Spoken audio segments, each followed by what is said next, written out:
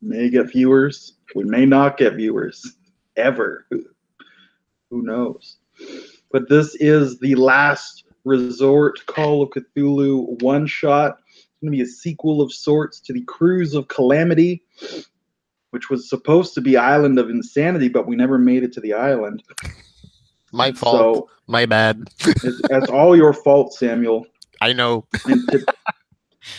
And today we're going to join our daring heroes, or terrified victims, rather, as they're arriving in the lowlands of Papua New Guinea. They're aboard the Queen of Sumatra, which is a small cruise ship. And the resort that they're coming to is actually called the First Resort. The name of the session is Last Resort, because some may not leave alive. So from the deck of the Queen of Sumatra, you can see the jungle-cloaked island of New Guinea with the highlands rising in the distance. It's a most scenic and beautiful sight with the mist coming down from the highlands over the lowland jungles and out onto the water. And you can see there, nestled just between the mountains and the jungle and the water, you can see the First Resort.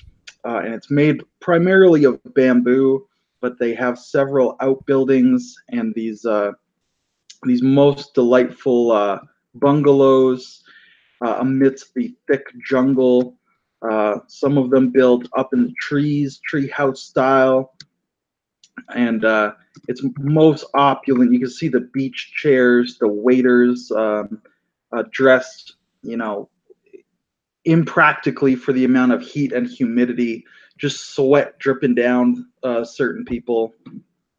And most of the natives who have been present to service, of course, are New Guineans. They're not, they're not white. The servants are from New Guinea. So you can see almost it's already from the boat. You can see all those black dots are the servants. All those white dots are the people who are actually running the resort and staying there. So there's definitely going to be a racial divide. And you would all know that. That's just the way it is at this time in this part of the world. So why don't we go to our daring heroes, and you could describe Samuel and Crystal, what are your characters doing as you're coming into port here? And for Edgar, what is your character doing as we meet him at the resort? Is he relaxing? Is he hunting? Is he chasing around some of the other guests? Maybe there's some cute girls staying there that he's interested in. Maybe there's some cute native girls he's interested in. I'll throw it to you guys. Describe your character and what they're doing as we meet them. Well, Arthur is still on the boat since we have not landed yet. He's spacing the deck of the boat, having a lot on his mind since he opened the Cult de Gaulle and started to read from it. He managed to save from a comatose state Colonel, what is his name? You remember, David? Oh, you're muted. Colonel Paul Cleveland. Yeah, Colonel Cleveland, who unfortunately, despite the fact that I saved him from the magical coma he was put under, did not quite connect with reality. Not as he was before, so he's always going to be scarred by that. So I have a lot on my mind, having seen some weird things in the last 6 months. That's pretty much how he spends his time right now until we get to land. So you're reading the Cult de Gaulle, and yeah. Are you keeping Colonel Cleveland's body company? He's been put in this comatose, zombified state by some kind of voodoo witch doctor who was on board. No, I tried to get him out of it, but like I said, always going to be affected by what happened. He's kind of a little bit lost his mind and not quite connected with reality anymore. All right, so he's kind of shambling and stumbling around. Okay, and Yeah. you're keeping track of him and making sure he doesn't fall off the edge of the boat or anything.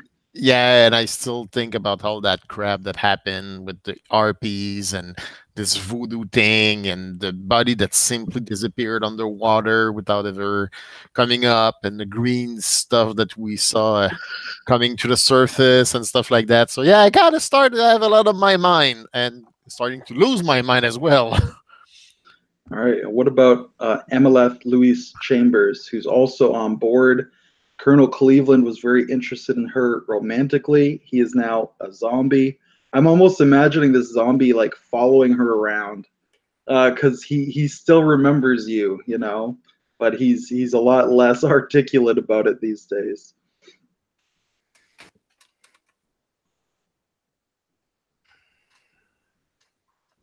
What do you think, Crystal? Yeah, sorry, I was having a difficulty getting myself unmuted there. I know you have your familiar up on your shoulder too that you have to deal with. Yeah. He actually went away for some reason. Anyway. Oh, your familiar has rejected you. -1 spell slot. No, I just unsummoned him. Okay. So I'm playing Emeleth Louise Chambers, of course, as it was just said. She is a dilettante. Dilettante, potato, no, you patata. just said it right. You said it right like twice right there.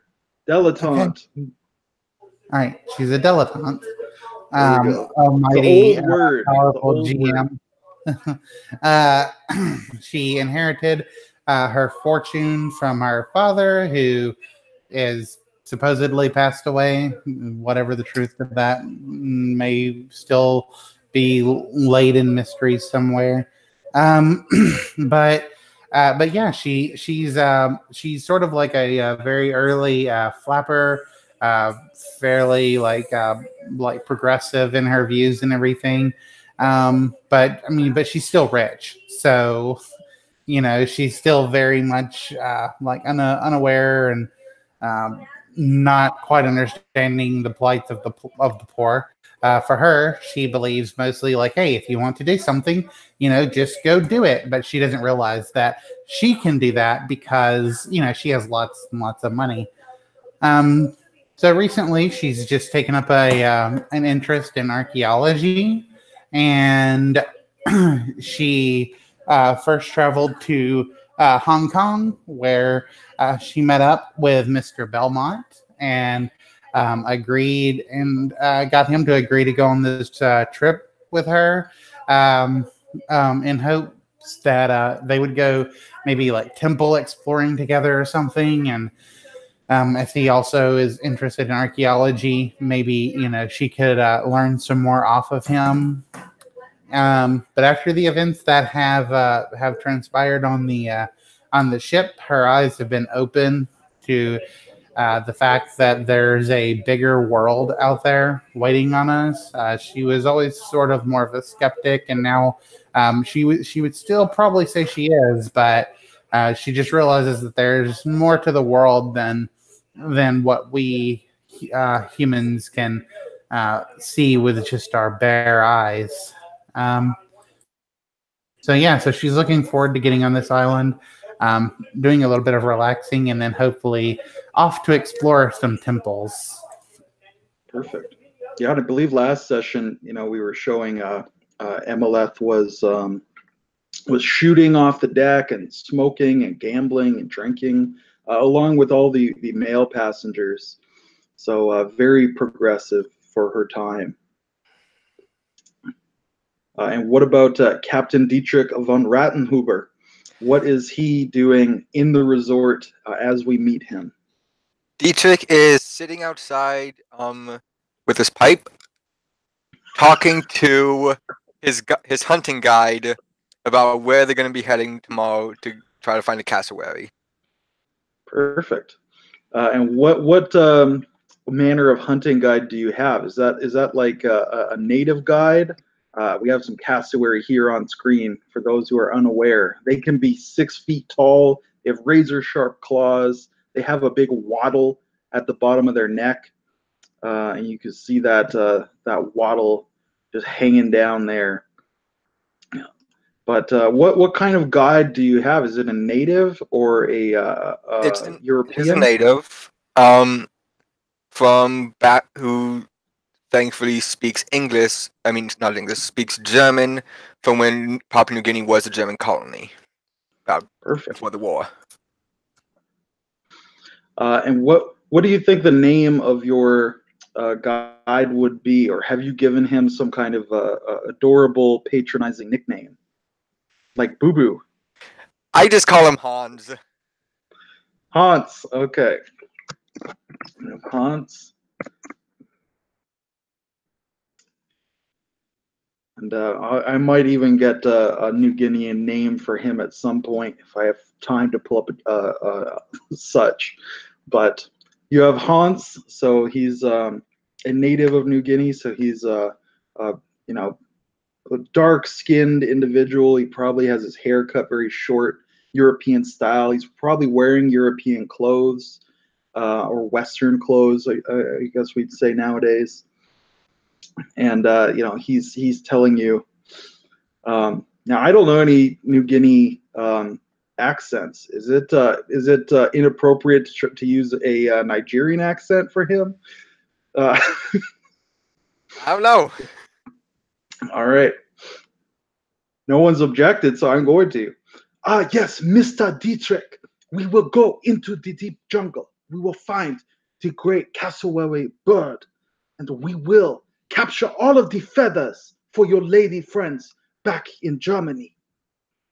Of course. He's very excited. He's selling the cassowary hunt to you, that all of the ladies are going to be looking on those cassowary feathers with admiration. So what's Dietrich's reaction? Is he like excited and buying into it, or is he like, you know, calm down, Hans, it's not such a big deal? He's excited, but not as excited as Hans. Okay. So Hans is trying to hype you up, probably so that you will pay him more. Probably. So you guys maybe are sitting in like a sedan chair, like out on the. They have a lawn that they've cut down some the grass, and they keep it well manicured, so you can the Westerners can sit outside and look out to sea. You see then the Queen of Sumatra approaching, this beautiful floating cruise ship. Yeah, we'd probably be sitting out there. And Dietrich's going to watch as the ship comes in. Perfect. And I looked up a. Go ahead. I'm sorry. No, go ahead. I didn't quite hear you. I just wanted to say, while you were talking, I went ahead and looked up a Papayan name on Fantasy Name Generator. That's so what I it is. usually use. Okay, let's take a look here. Okame Mai. Yeah. All right, perfect. Thank you for doing that, Crystal. Plus 1 XP, helping the GM. Nice. All right, so the Queen of Sumatra is docking. You guys have your bags, your luggage. The natives are coming on board to help offload stuff. We have native porters to carry your bags. You could see that there's a tall, thin gentleman who's got kind of a few maitre d's or a few stewards or servants with him, and he's greeting the captain, Captain Finch, and the doctor, Dr. Patterson, and your other VIPs as they're coming off the ship, and you think that this tall, thin gentleman is probably the resort administrator. He's probably in charge.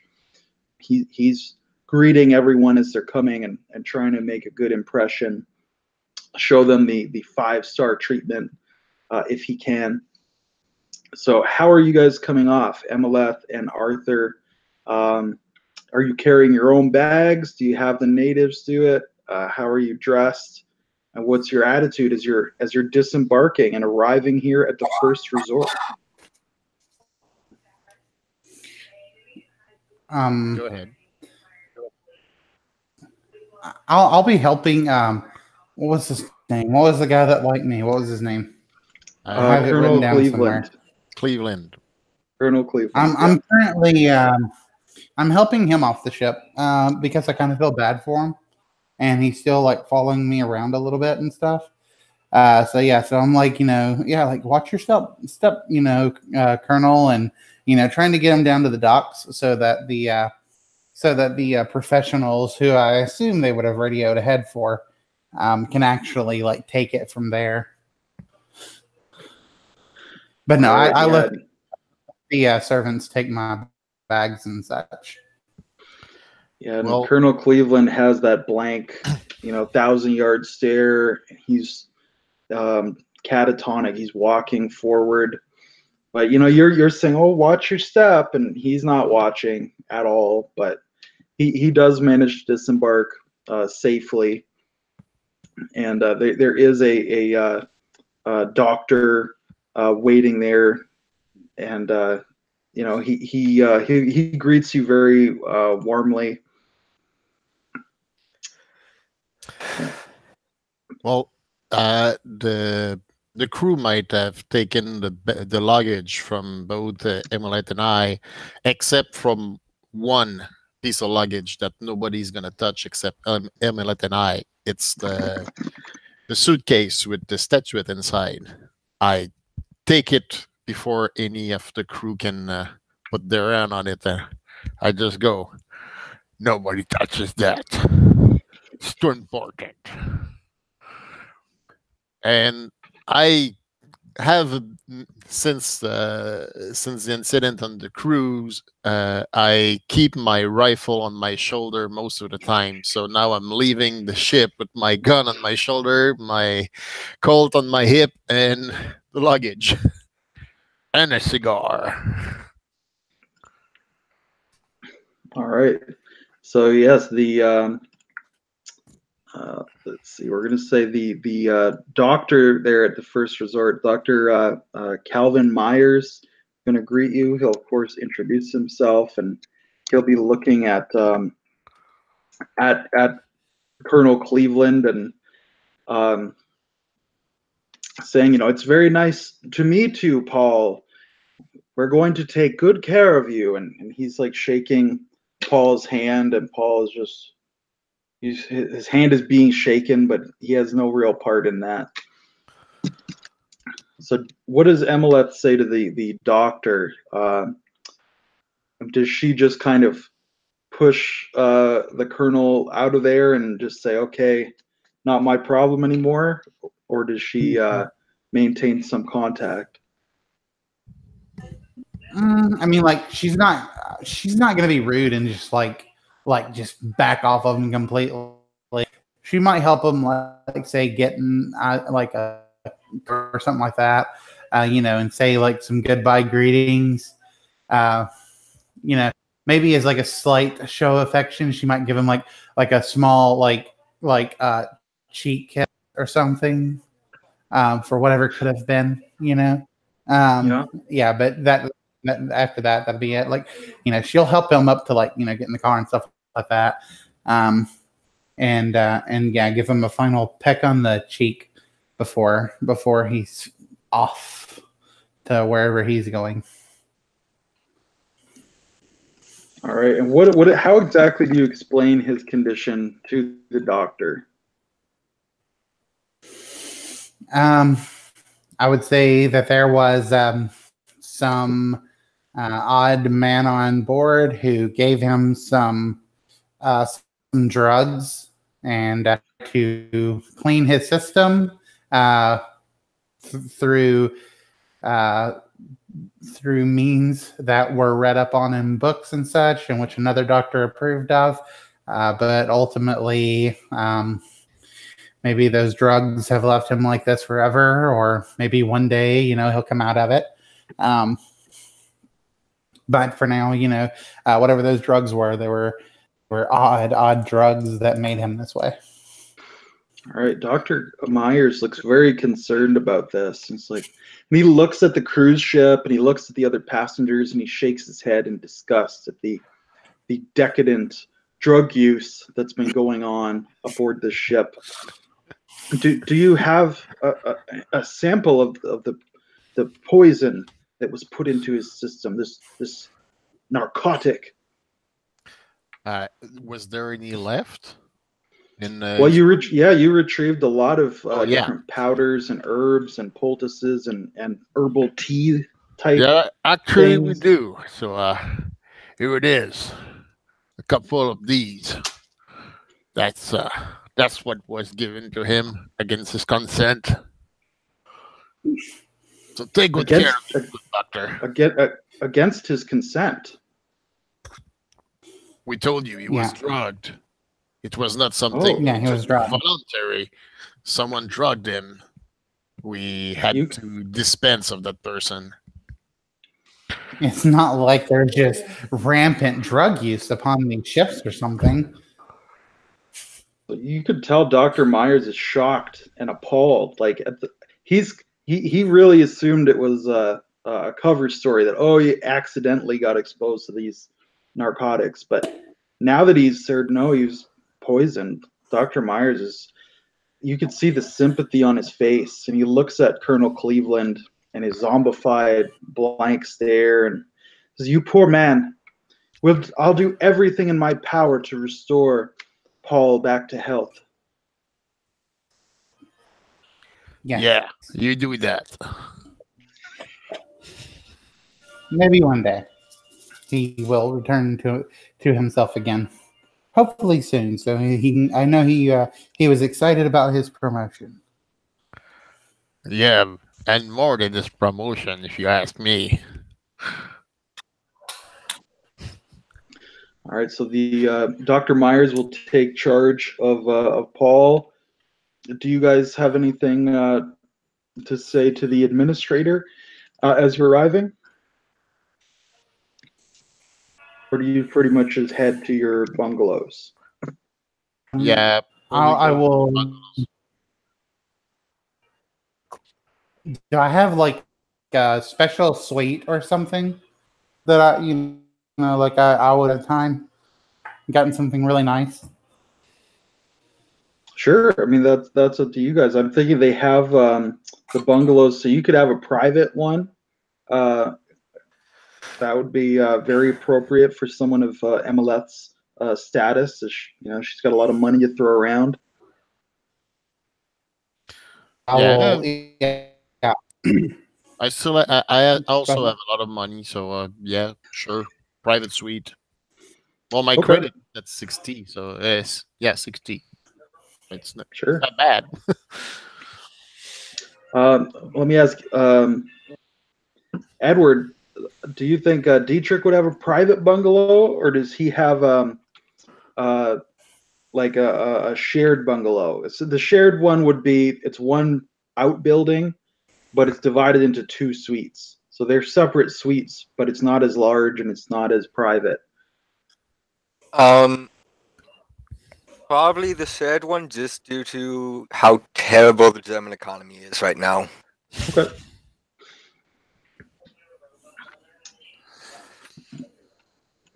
Let's see.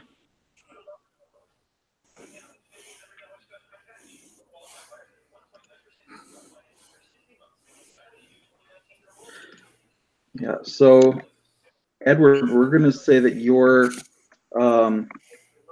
bungalow mate, while the others are coming in and they're getting their private bungalows set up, maybe you're seeing them across the lawn, all the new arrivals, not just these two, although the man with the cigar and the rifle probably stands out. Definitely does, and I very closely watch which bungalow he is going to. But you're as you're watching them, and you still probably have Hans rambling in your ear about the cassowaries and how sir, their meat is the tastiest that you will ever have eaten. Their claws are sharp like razors, and their beak can be ground down into make a very fine snuff. And he's just telling you about every part of the cassowary. So he's probably rambling. You're watching the guests arrive, the new arrivals. And maybe you see, there's a small group of people gathered around the dock, not just the administrator, but people who are, waiting for friends, colleagues, loved ones, or just private servants who have been prearranged to meet people.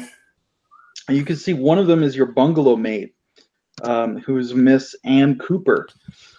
And you know that she has been here in Papua New Guinea for some amount of time. You believe that she's connected to some of the archaeological research locally.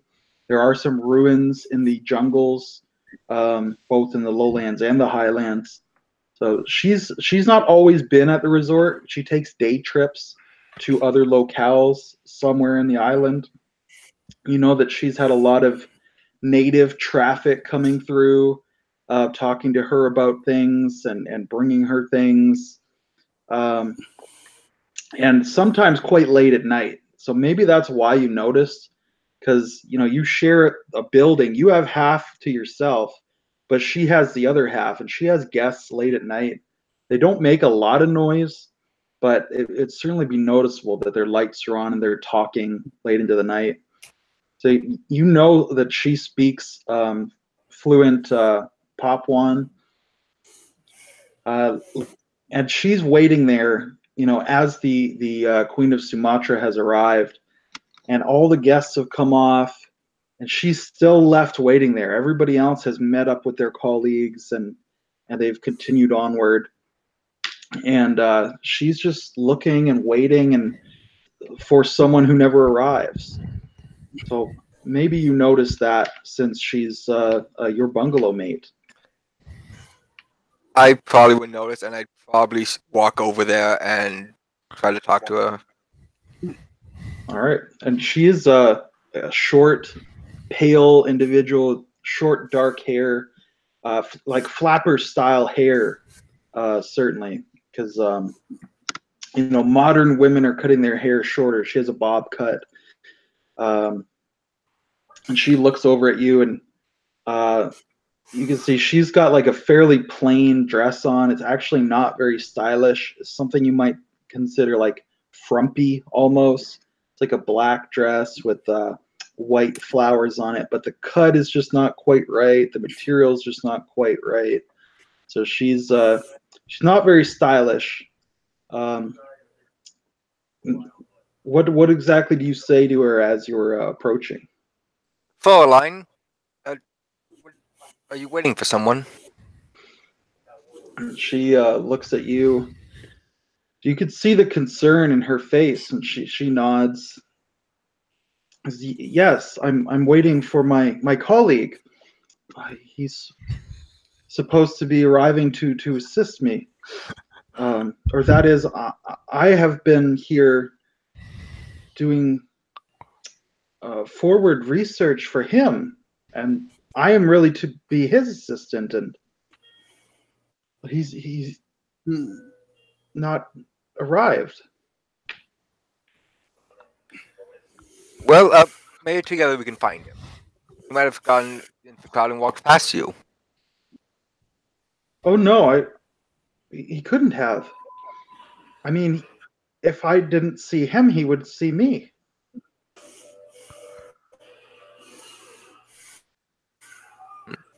Well, I don't know.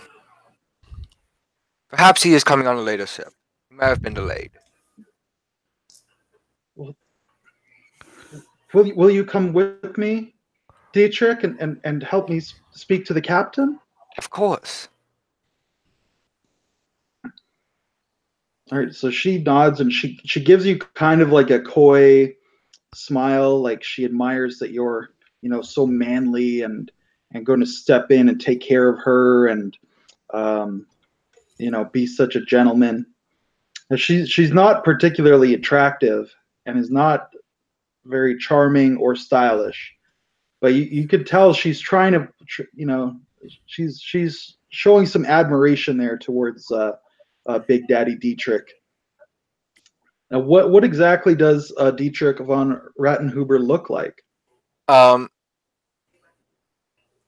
Not the handsomest man in the world by any standards, but decent enough looking with a mustache, wearing a three-piece suit. All right. So yeah, you will accompany, I'd imagine, Anne over to the captain of the Queen of Sumatra, Captain Finch, and she'll kind of approach. You could tell she's kind of quiet and shy. She seems very comfortable ordering the natives around, but around Westerners, she's definitely been very quiet and shy. You could tell there's a lot of hesitation as she clearly doesn't want to approach the captain, but at the same time, she really does want to. So do you step in and speak to the captain for her and start the conversation? I do. Okay.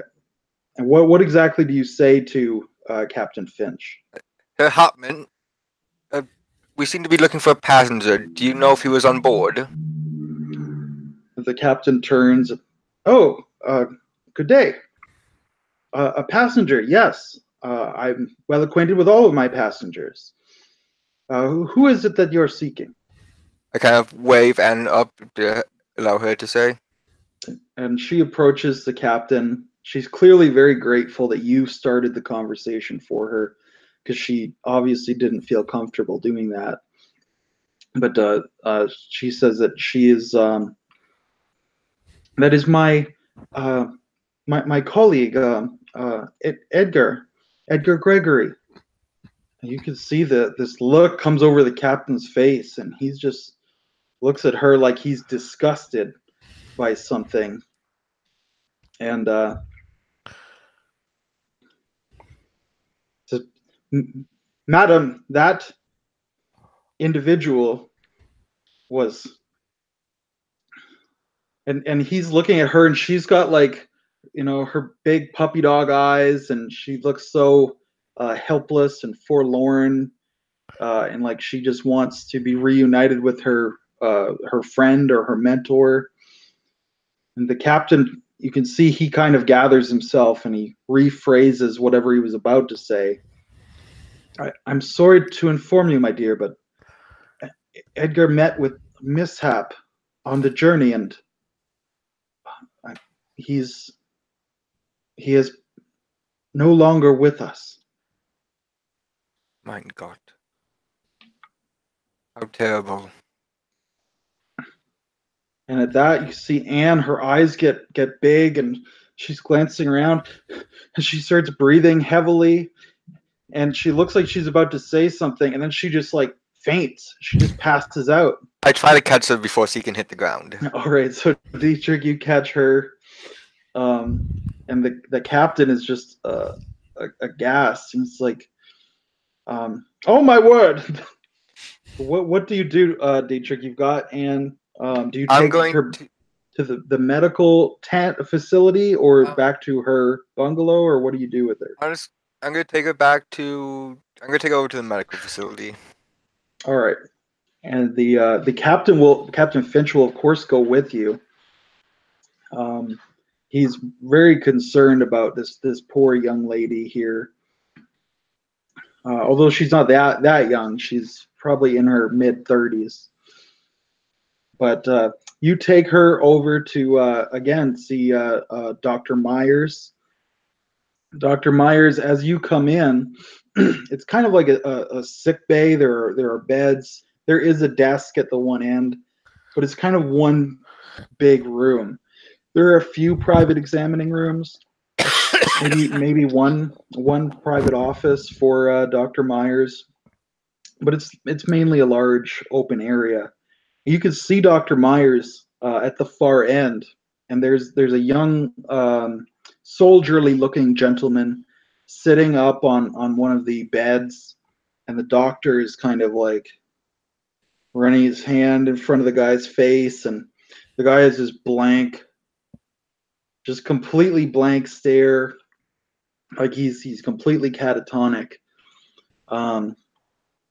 But as you come in, he looks over, he sees you carrying Anne, and says, "Oh my!" And he stands up, and he'll come over to you and help you lay her down on one of the beds.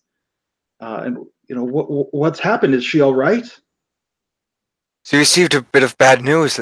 She fainted. A colleague had died on the cruise over. A fatality on board, and the captain locks eyes with Dr. Myers and gives him like a meaningful look, and Dr. Myers kind of realizes who that colleague must have been, since he was just informed that someone had to be. What were your words, Samuel? Dealt with, dispensed with, dealt with. Dealt with. So Dr. Myers starts looking Anne over and just trying to make sure she's okay and such. But Captain Finch kind of pulls you aside. What is your relationship with this young woman? We are sharing a bungalow together. So I was gonna say he was gonna misinterpret that. But he'll still misinterpret it. He assumes that you are her escort. And he starts talking to you, and you realize quickly he has made this assumption, but he's still able to get some information out to you before you quite realize. I'm not going to stop him. Okay. I'm more interested than anything else. Her colleague, she says, this Edgar Gregory, he's poisoned one of my passengers, and he glances at the far end of the facility at that zombified dude, and he's assaulted one of my crew and was cast overboard in a fight, in a gun battle. Oh dear. This man is a most foul charlatan and debauched vagabond, and he's using very strong language for the times as he's describing Edgar. And you can see the man who was involved, the one who, not Edgar, the other one, was he carrying a rifle when he debarked? Oh yes, he's hardly put it down ever since the gun battle, and I don't blame him. Indeed, I have my own revolver in my pocket. This is a troubling event. I will watch over Anne once the doctor is finished. Yes, I will see her back to her room. I don't know how to phrase it to the poor young girl that her compatriot was a person of such foul means that he would assault and poison, and the things we found in his cabin are ghastly. They're unchristian. I will talk to her about it. You say if there's anything I can do, I am at your service. What was found in his room? Oh, and he looks like terrified and disgusted at the same time. He just if you wish not to explain it, perhaps you could take me to where they are and show me, and I could see them for myself.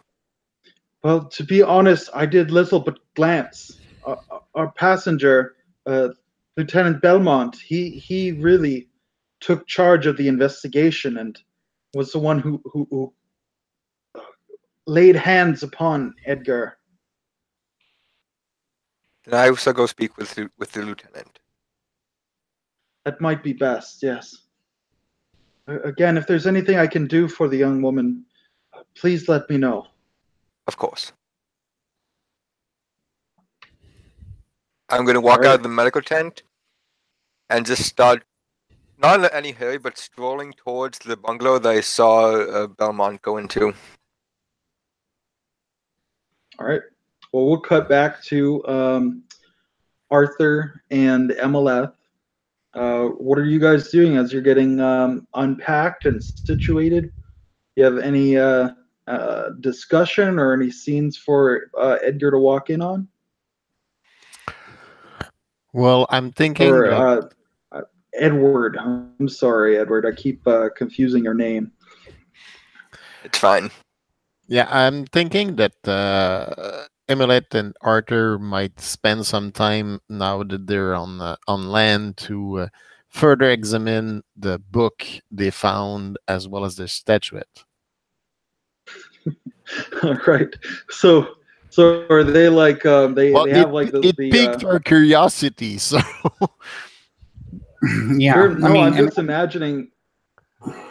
I'm thinking like MLS. I mean, this thing is in the stash, her bag that had the lock on it. So for sure, she's like, hey, we should, hide that thing, at the very least, Yeah, and I think that not telling anybody about it might be a good idea as well. You've seen the trouble it's given us on boat, so we're not likely to waste my vacation here.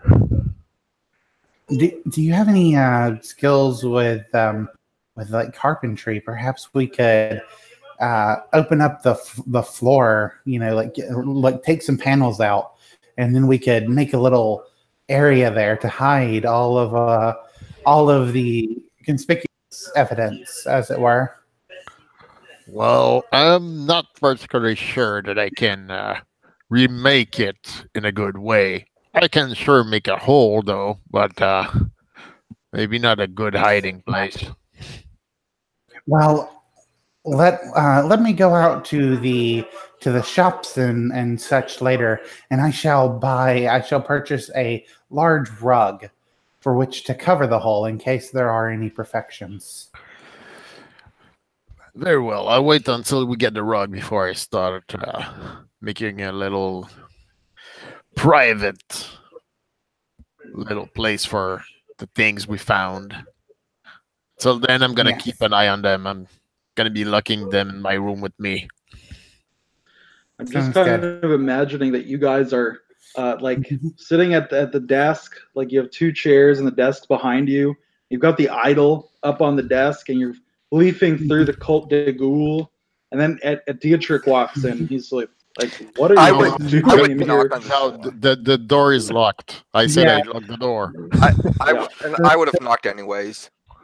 And if you my hut, there's going to be a lot of yelling. Yeah, you walk into my hut unannounced. That would be fun. Here's the idol that we're talking about. So it's this somewhat phallic female fish, frog, human thing. It's most despicable to gaze upon. And that, of course, was retrieved from beneath Colonel Gregory's bed, where he was found in this state of living death. But it was. I'm sorry, out of character, real quick, and I wanted to ask. We did note that the time it was made, or at least seems to be like Mayan, right? No, we had thought that it was Mesopotamian. Mesopotamian. Yeah, that's what you mean by Mayan. Well, okay. I was trying to think of what it was. I said Mayan first, but yeah, I was close. I knew it was an M. Okay, I didn't mean to interrupt. That is close.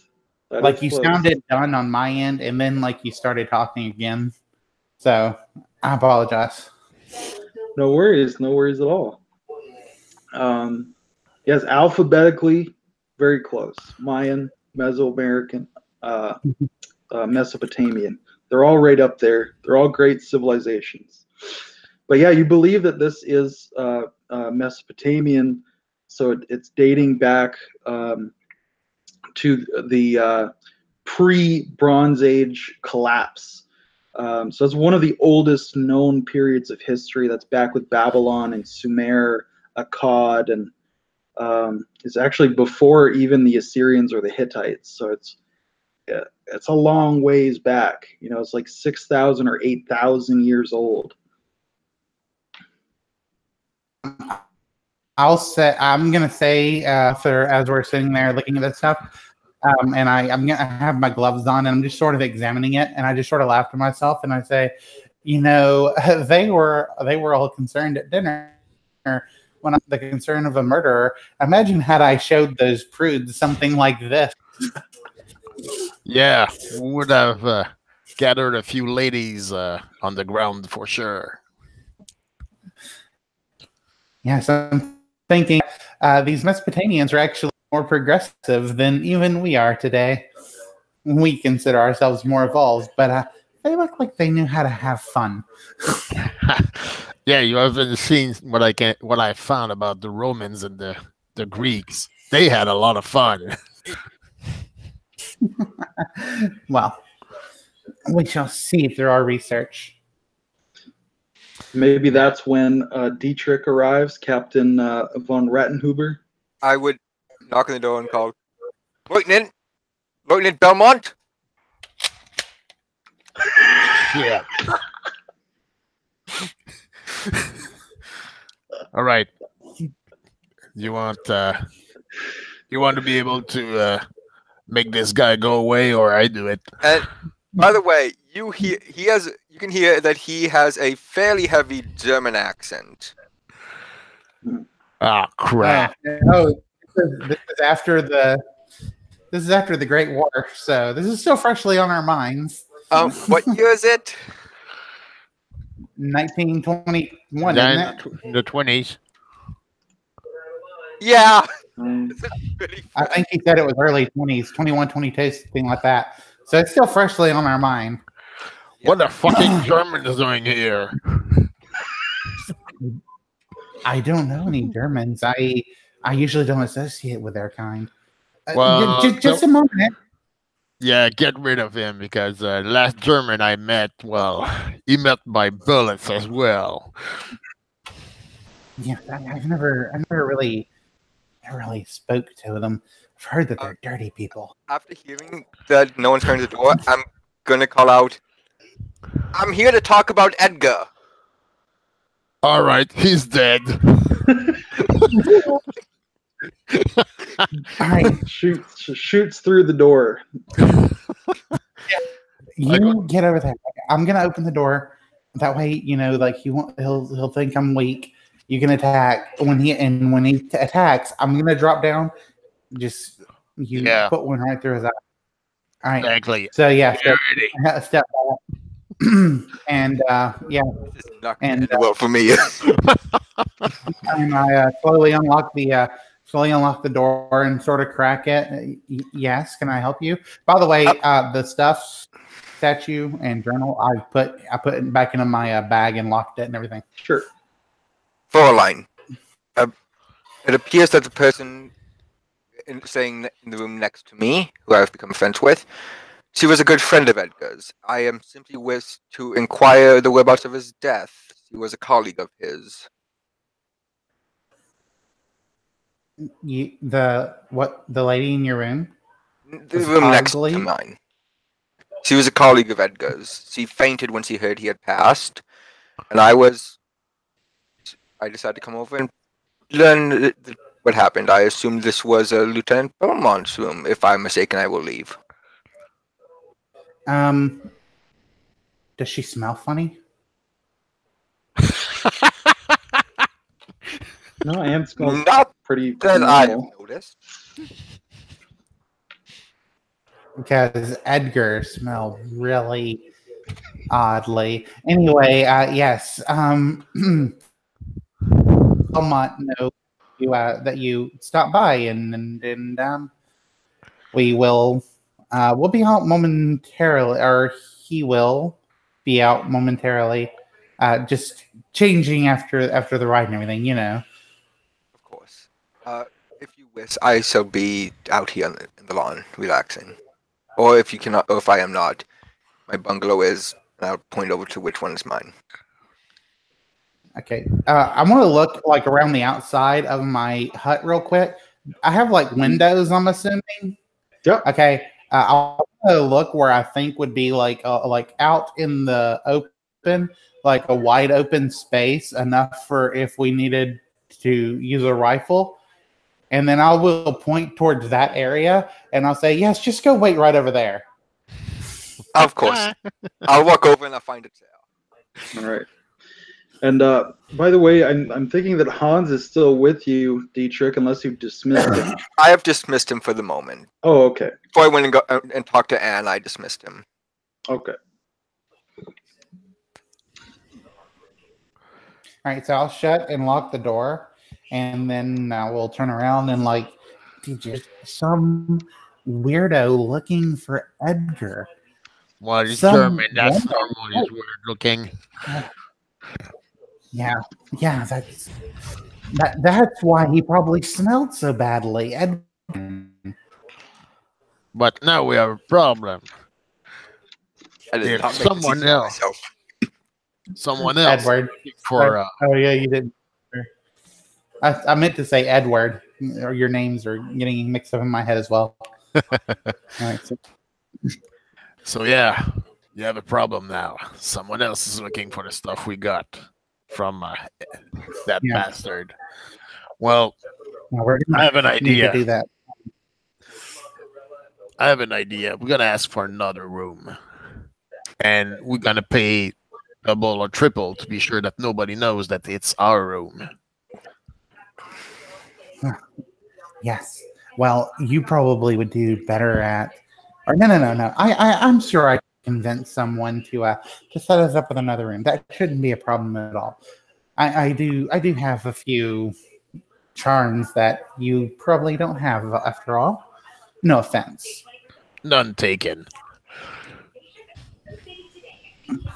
And so I will. I'll take my purse and I will like open up like my like what should be a coin pouch, but when I do, there's just like wads of like $100 bills, and then I just like clamp it closed and like zip my purse, and I'm gonna go talk to the hotel, and before I leave, I'll say, but I do suggest you talk to that man.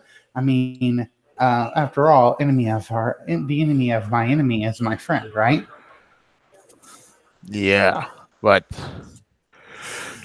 anyway, I'm gonna stay here for the moment until you come back. I'm not trusting anybody else than you with these things. It's best to stay with everything right now. Yeah. All right, I'll hurry back, and then I will step out of the room and I will lock it behind everything. And I'm not even gonna like look for the other guy. I'm just gonna like begin walking towards the front of the lobby. Yeah. So on my side, I'm gonna sit facing the door, my gun on my lap, my rifle on my side, making sure it's fully loaded. And it only takes a few minutes, and my mind is already starting to race in a completely different direction and grab a book, try to find things on Dagon, things that we heard from that crazy bastard.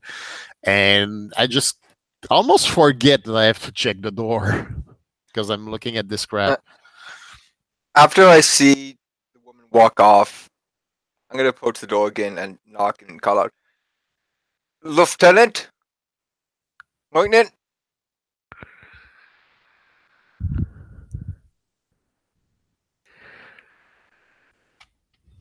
Lieutenant? I merely wish to speak with you.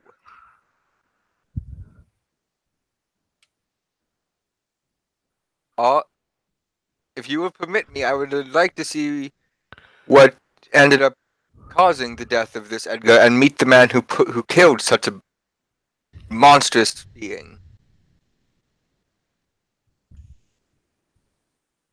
I wish you no harm, be assured. The war is over. Not a sound. Yeah.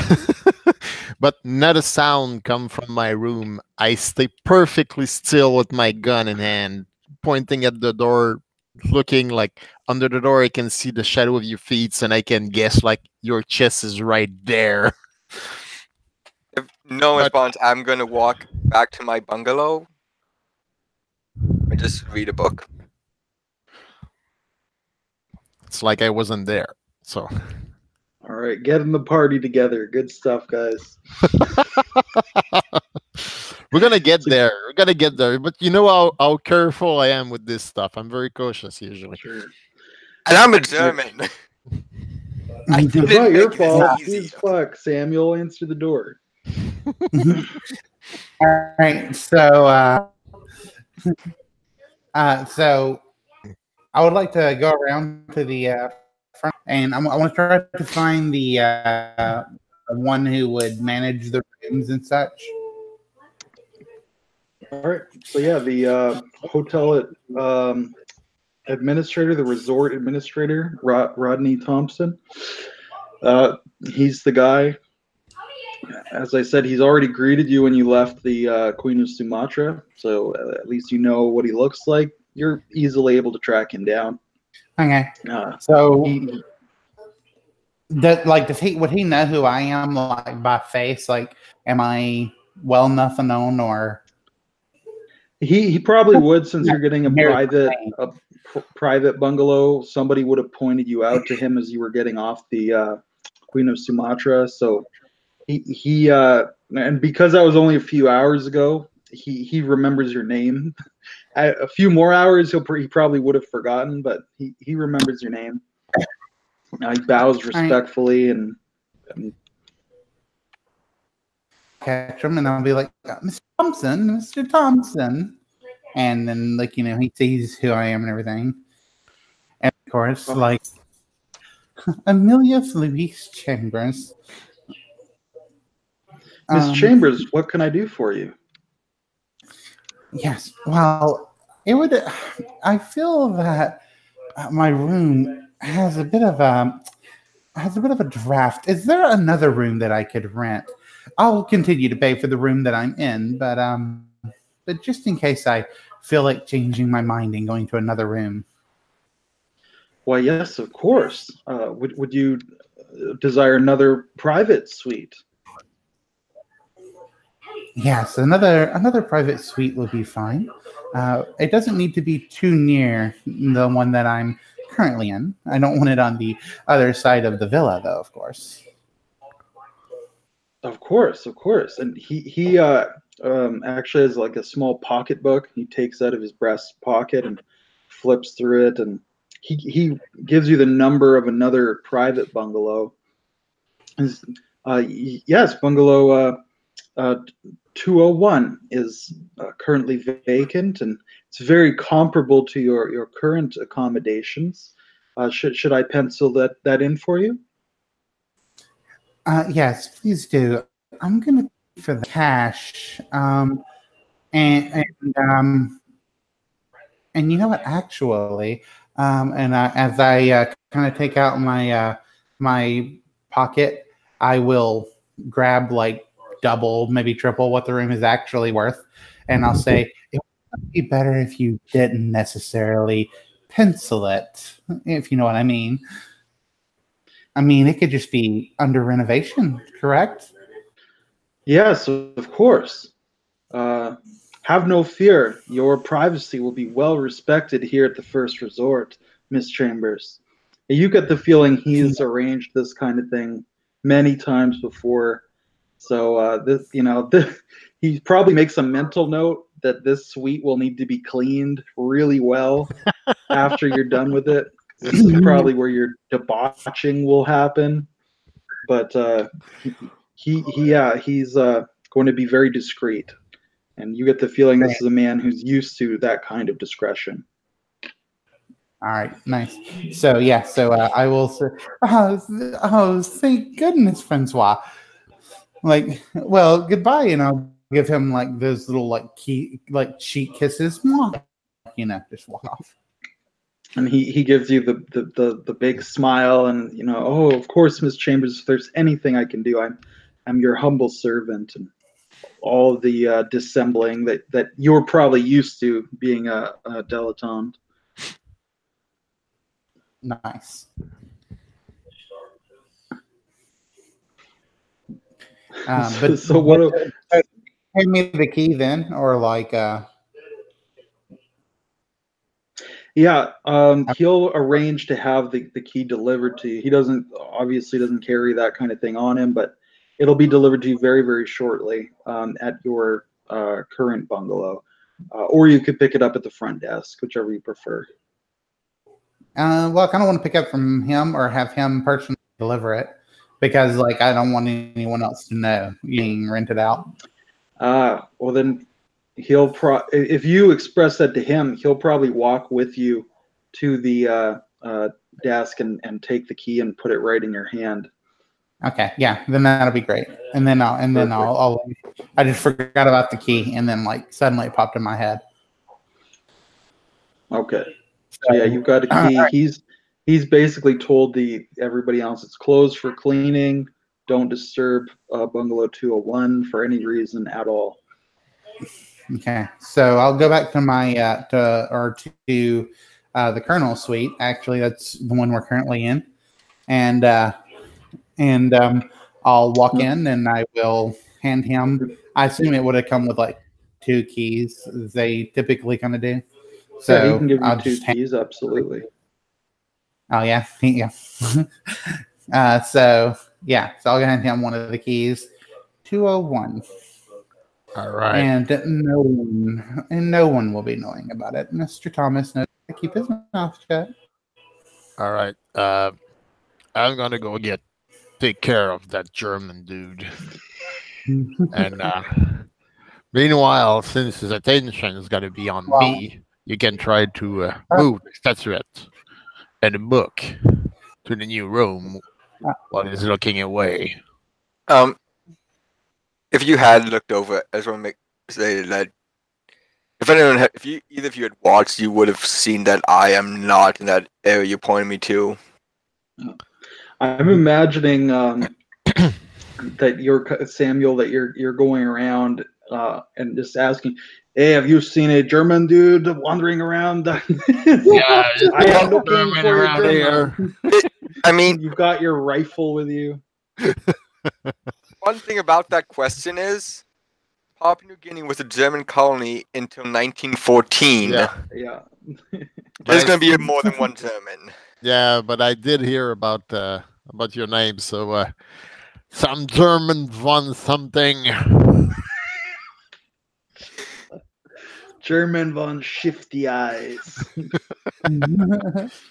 Yeah, I go around trying to find him. I don't think it'd be very hard to figure out who exactly it is and which bungalow that you're looking for. No. I've been fairly so-so. So I get to your bungalow and I knock. And we'll see if Edward answers the door, or maybe it's his turn to keep. I will answer the door. You're looking for me? Pointing in Belmont. Yes. Allow me to introduce myself properly. My name is Dietrich von Rattenhuber, former Hauptmann of the German Army. Captain. Oh, really? For you English speakers. Where were you stationed? Flanders. Let's see. I wasn't there. Lucky for you. So, what's the point of this? What do you want with me? As you can see, there is a room next to mine that is for someone else. That person was a colleague of Edgar. Yeah. I was told that you had an altercation with him, and you took over responsibility for the ghastly and unholy objects in his room. I simply wish to know a little bit more about what led to the man's death, so I may inform her properly. Well, first off, no. I don't have his stuff.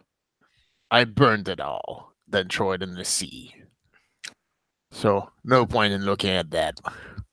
As for his death, well, when you assault the crew of a ship, you can expect to get shot. So that's what happened. However,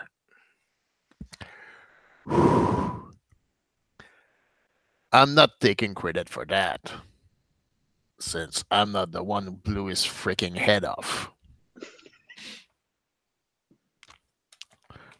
Of course. Why would an archaeologist have attacked the crew of a ship, though? Well, that's a freaking good question. Like, why would Germany try to invade another country? To be perfectly fair, France declared war on us first. Yeah, sure. We kick your ass. I have no problem going right back to it. And you'll see me open up the side, open up my coat, where you see a Luger in a shoulder holster. And I close it back up. That's all we need. PvP shootout. This is much worse than having an elf and a dwarf in the party. This is much worse. I look at the fact that you have a gun, and I'm totally like holding my rifle in my hand, and my other end is on my hip, on my Colt. And I seem like not impressed at all. Like, now then, may I ask you a question? Yeah, sure. Where did you serve? Well, I've been a little bit everywhere, but most of the time I was stationed in Morocco, in northern Africa. Not much fighting there. That you know of. That I know of. You ever see an American in the war? The Americans? I don't give a fuck about the Americans. You ever have someone die? I killed many. You? Were you behind a desk or holding a gun? I was holding my brother's head as he died in my lap. So? I think that answers the question. Where I was. Can you say the same? I have a lot of story to tell, but not to you. You're not worth my saliva. Now, piss off, German. Fair enough. I turn around and you just go to his room. bungalow and tell him to piss off.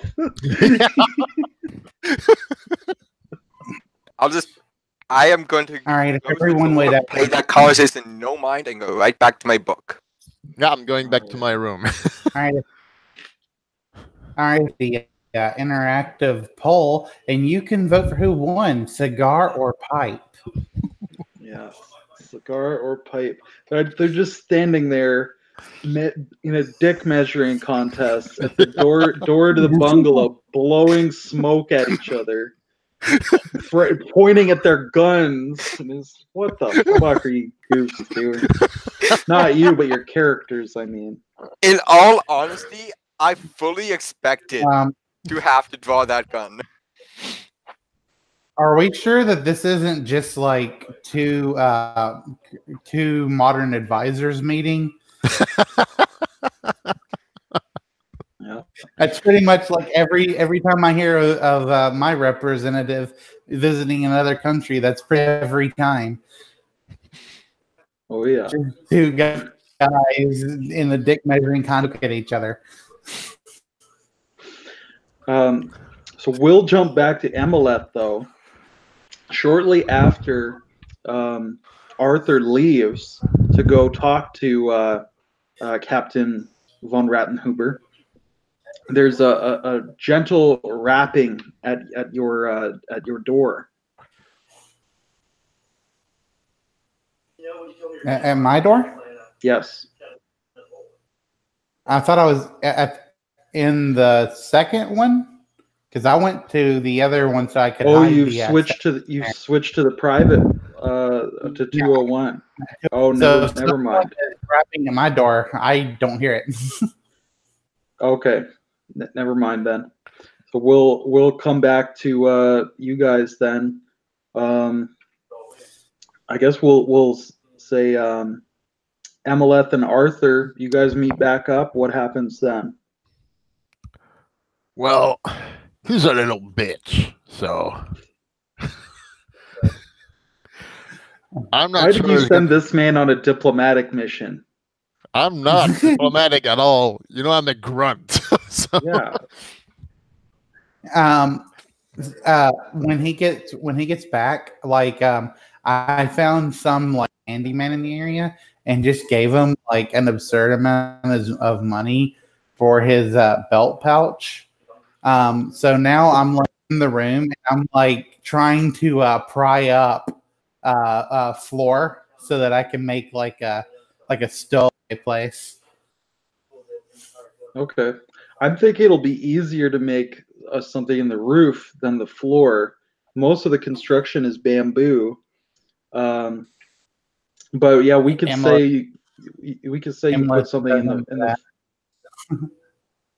I mean, Emma doesn't know that. She's never done anything like this before, and it's also hilarious because she should have been doing diplomacy and he should have been here doing this. But maybe stereotypes for a reason or something. I don't know.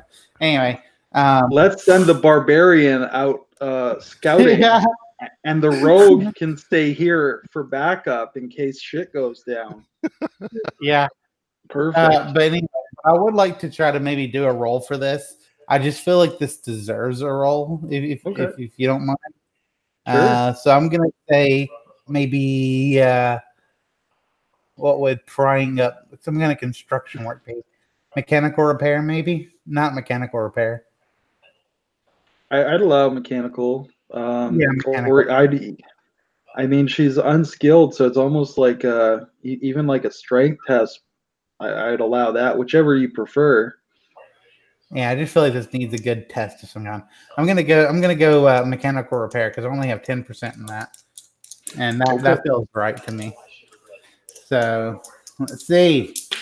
I'm gonna need a new pair of shoes. 40. Okay, I failed that.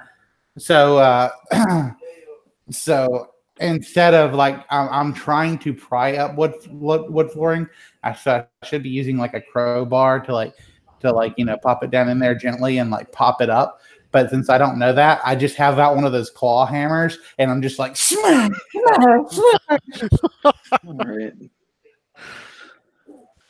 I'm sure these wall bungalows are probably not that thick. So everyone's just hearing smash, smash, smash from this bungalow that's supposed to be empty. Yeah. The debauching has begun. Okay, so when I get back, I explain the situation to Emilet, and our little German buddy there, he was quite curious, and Samuel, what's your reaction to her trying to tear the floor up? Oh yeah, my reaction to that is like, well, she kind of told me before, and I'm more like, huh. Huh. Yeah, that could do it. Yeah, that could do it. Now, like I said, we might have a problem with that German dude. He seemed to know a little bit too much about the fact that we have some strange things that we gathered. You did say that. I know, but like, He doesn't It's know. not like it's not like it was hard for me to get the information.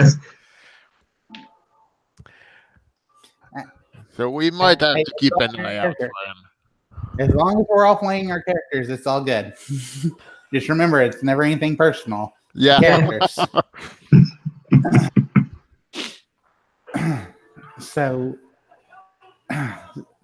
you believe that he had something to do with it? Didn't he say that he also had some friend who was looking around for us as well? Something like that? Oh, on that note, I'm going to go check on Anne.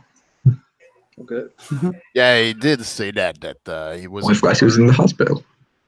He was inquiring for someone else who said was the assistant.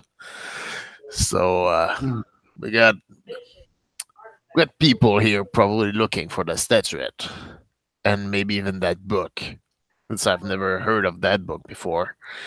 Might be important from what we've seen. Maybe. I don't know.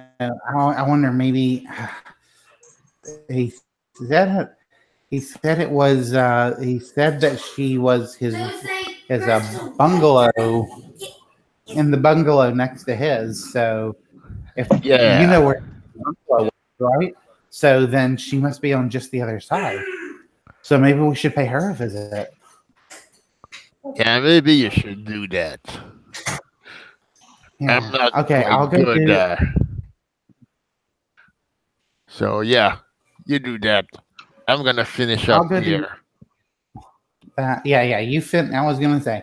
She hands you the hammer, and like she hasn't thought about anything at all. She just grabs her purse and makes her way out of the room. What exactly is Emeleth doing? Like, she doesn't really have much of a description to go on. Well, yeah, but he did say that it was next to the other guy's bungalow, and I know he was originally looking for Edward. That's why. So now she's going around asking, you know, have you seen a German guy? No, I don't have to ask, have you seen a German guy? Because I would have got his room number from. I did tell you what my room number was. Oh, okay. Yeah, because you were talking to him at his bungalow, and I tried to be polite. Yeah, so since I know what his bungalow is, I can just go to the bungalow that's attached to it. I know that must be where the other woman is. Okay. How about Edward and Crystal? Can you guys make luck tests? Sure. So I need to try to roll below my luck, correct? Yeah, correct. Okay. I rolled success. Yeah, 82 out of 40. All right, so I'm thinking just as Emeleth is arriving to come into Anne's bungalow and knock on the door, that is when Dietrich is leaving to go looking for Anne. So you guys almost like bump into each other. Oh, Fräulein, may I help you? Oh, I had to someone that was looking for their friend from a ship. Oh, yes. I was told. I just feel awful about that whole thing, and everything that had to happen. That it was a survival situation and everything. Well, I am on my way to go see her at the doctor. Perhaps you care to accompany me. Yes, that would be fine. Either way, I'm taking it. This is her buffalo. I've asked around a little bit.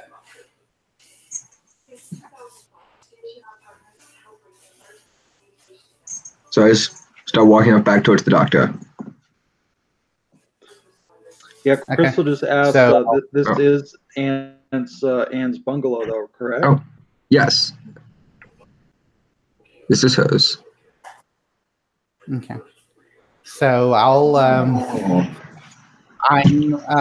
kind of feeling like, oh shit, maybe the other should have come along now. I'm sort of like clutching my purse, making sure I can fill my 38 special in there. And You're all armed to the teeth on vacation. I'm here on a hunting trip. I have a reason to be armed. Yeah, All right. I'm just an American. I can do it because I'm an American. I got the right to bear arms. I got the right to bear arms. Right to bear arms. Everyone has the right to bear arms on their wall. How can they be misinterpreted? Now, Arthur, where are you? MLF has left looking for Anne. Are you in the secret bungalow, or are you in yours or hers, or where are you? Yeah, I'm in the secret bungalow trying to make our safe space for the statuette and the books, and trying to prepare the place to be able to defend it should we need to, like putting some furniture close to the door to make it hard to enter and stuff like that. All right. And you have the idol and the books with you, correct? Yes. Okay. It's not leaving my sight. Okay. So Dietrich and Emilet, you go down to the clinic. You see again, Dr. Myers is there. You know, he's still got Colonel Gregory with the blank, zombified look on his face. But you don't see Anne present in the clinic. The doctor will come over, again, leaving the colonel for a moment. He'll come over and greet you. Captain von Rattenhuber, the young lady, she's recovered. She's left some little time ago, some while ago. Did she say where she was headed? No, she did not. She thanked me. She said she was feeling most recovered, and she was going to try to find out more detail about her companion. Well, thank you, Doctor. Which way did she go when she left? Back towards the dock, towards the Queen of Sumatra. Thank you. Okay. And as we leave, I'm going to kind of take a look at the man and just comment and just make the comment. How strange. I think a cruise should relax a man.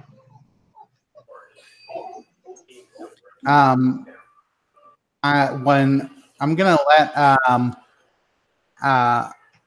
Edgar like kind of walk away, and when he does, Edward. I'm gonna walk up to. Oh, Edward. Okay, sorry.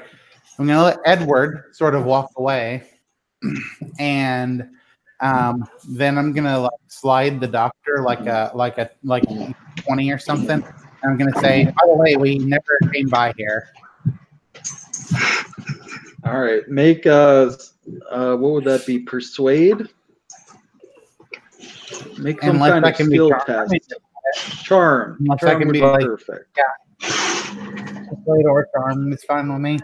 All right. Yeah, Let's see. Oh, nice. 33 on charm, so that's a hard success.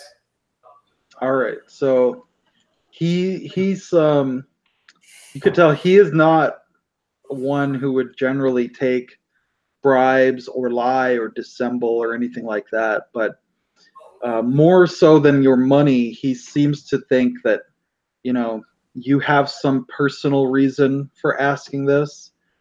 So he'll agree not to mention it, but it's more for personal reasons. He thinks that there's something that he's unaware of going on. He's too polite to ask about it. But it's not because of the money that he agrees. It's just as kind of a sympathetic favor, because he's, as you say, charmed by your demeanor. Okay. I'll take it. I'll probably still take it as like extra money because that's just all I've ever known. But Okay. So yeah, if you guys follow them. Oh, okay, we could take a brief intermission then. Edward has to look after his dog for a minute. okay. Okay, so grab a drink, hit the washroom. We'll take a brief intermission. All right. See you guys. Yeah.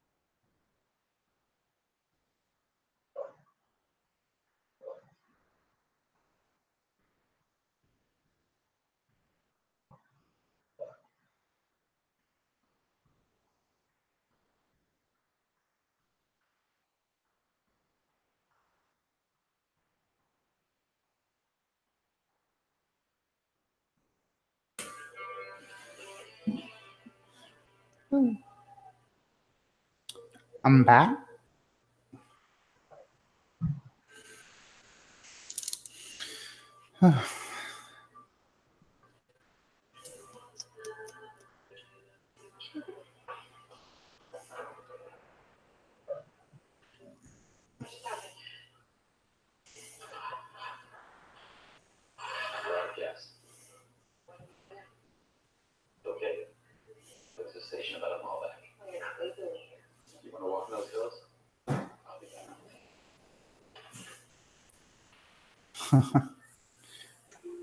Supernatural is coming on TV. It's one of the old episodes. Yeah, the Winchester brothers. Yeah, I stopped watching after like season like 4 or 5. Once that it started getting involved with like That's when I was like, okay, I've had enough. It was cool up till then. Like it was just like there were just demons and stuff, and then everything else was kind of hypothesis. I was even sort of still on board when the angels came in. But then it was like, oh, we got to fund God and like the archangel, and I'm like, all right, I'm done. Yeah, after 5th season, it just went downhill, and it keeps rolling up to this day downhill. So yeah, like they don't like I mean, that's how it goes with most shows, but they haven't had anything interesting on there since they had the trickster god that showed up that one time. That was the last interesting thing they did. And then, like, they ruined that because I've heard from friends that are still into it that trickster god ended up being like some head honcho angel or something. And then it's then Gabriel. ruined the whole thing. Yeah. Turns Yeah. out it's Gabriel that used Loki's power, blah, blah, blah. Yeah. It was, yeah. Yeah. Like, I mean, I thought they should have just left it alone. It would have just been much more interesting had it actually just been a trickster god. Yeah, definitely. I think everybody's here now. I'm back. You back, Edward?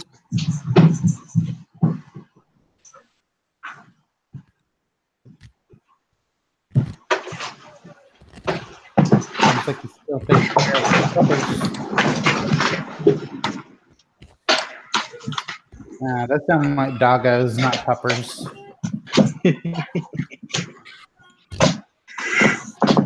What's the challenge rating on a doggo?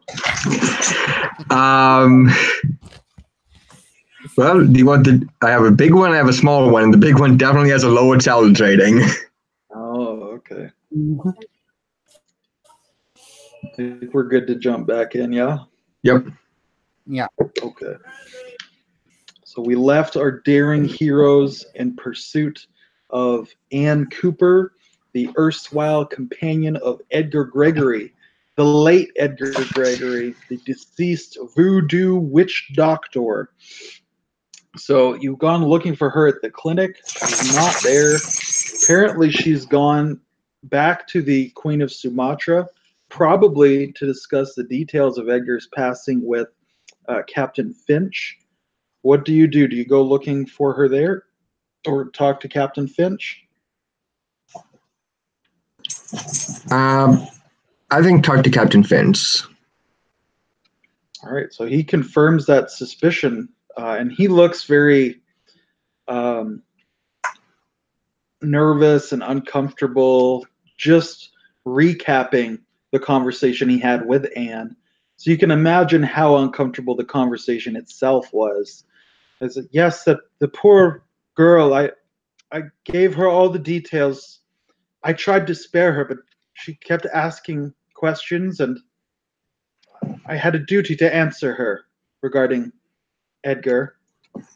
And every time he says Edgar, he's kind of like disgusted, like he wants to throw up in his mouth a little bit. But yes, she left. She went back to the resort.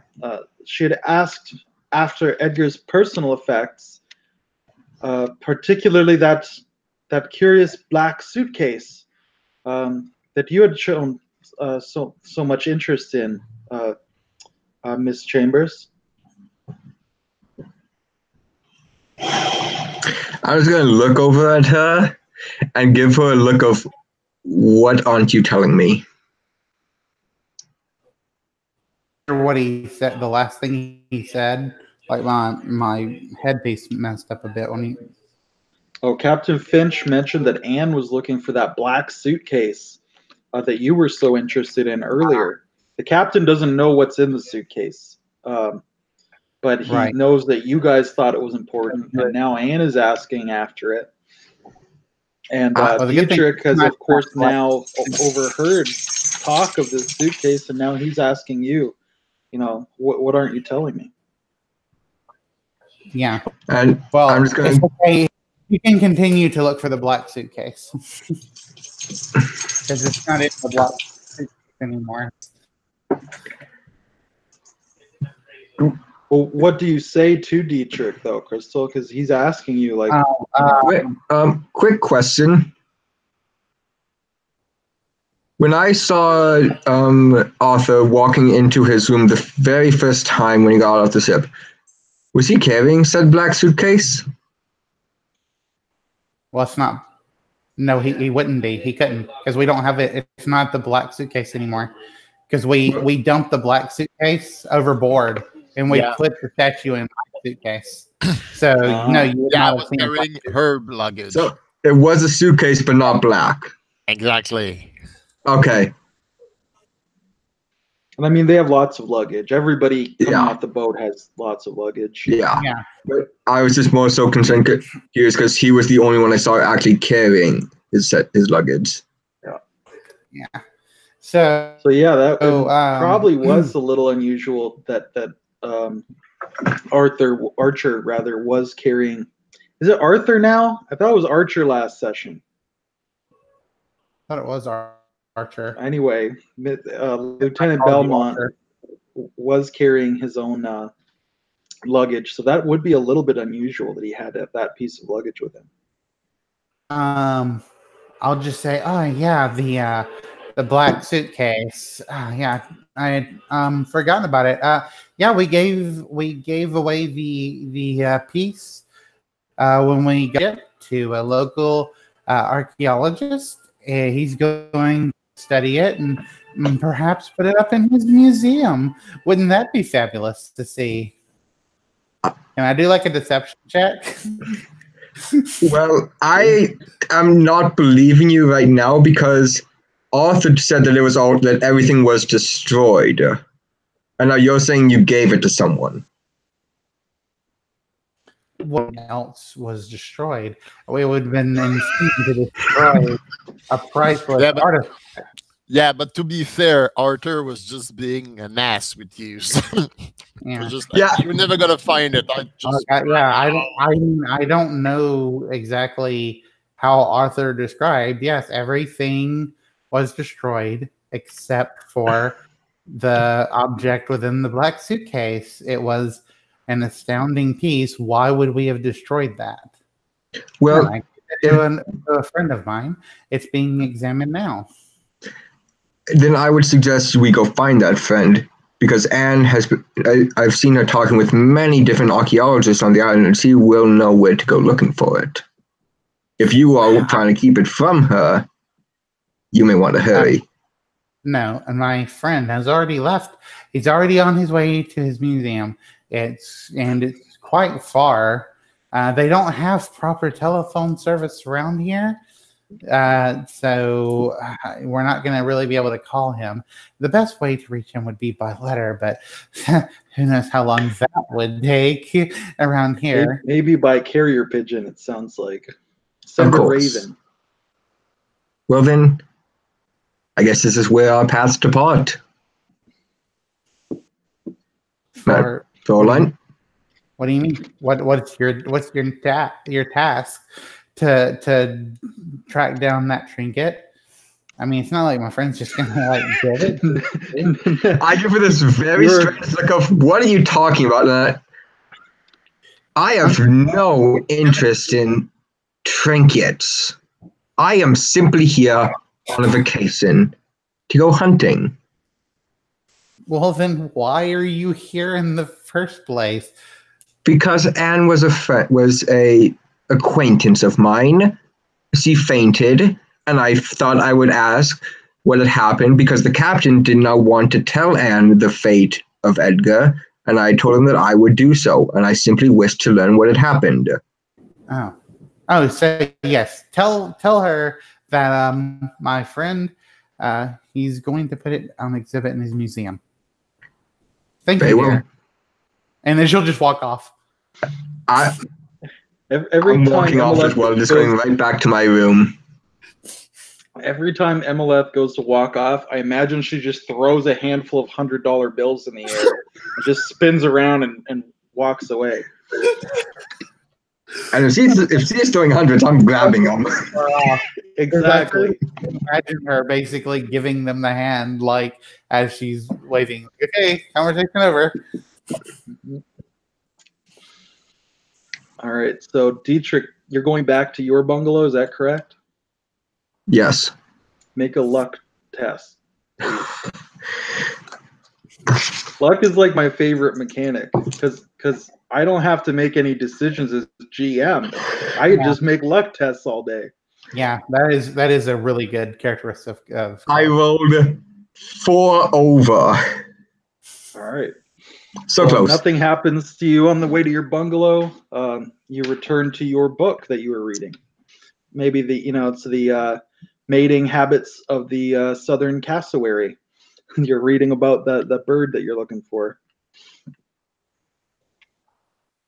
Now, what are Emeleth and now it is Arthur or it's Archer?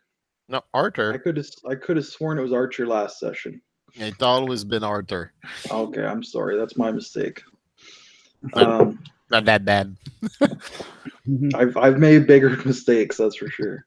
So Emeleth and Arthur, do you two meet back up, or does Emeleth go looking for something else, or what are you guys up to? No, I'll head back to our secret bungalow, so that I can talk to Arthur about this right away. See, I thought it was Archer too last time, so maybe someone had put Archer in the chat last time.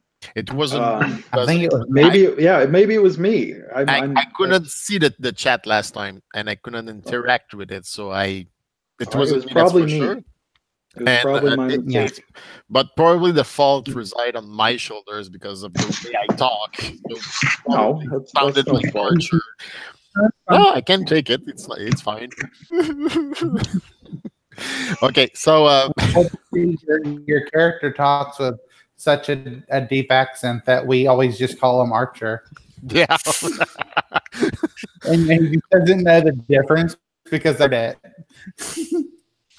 So, well, I'm still placing everything in order in this room. So, a minute. It's up to you.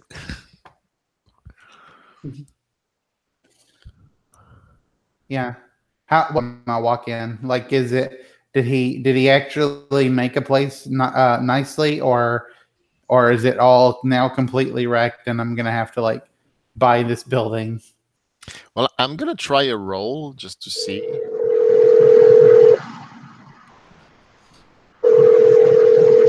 Nope.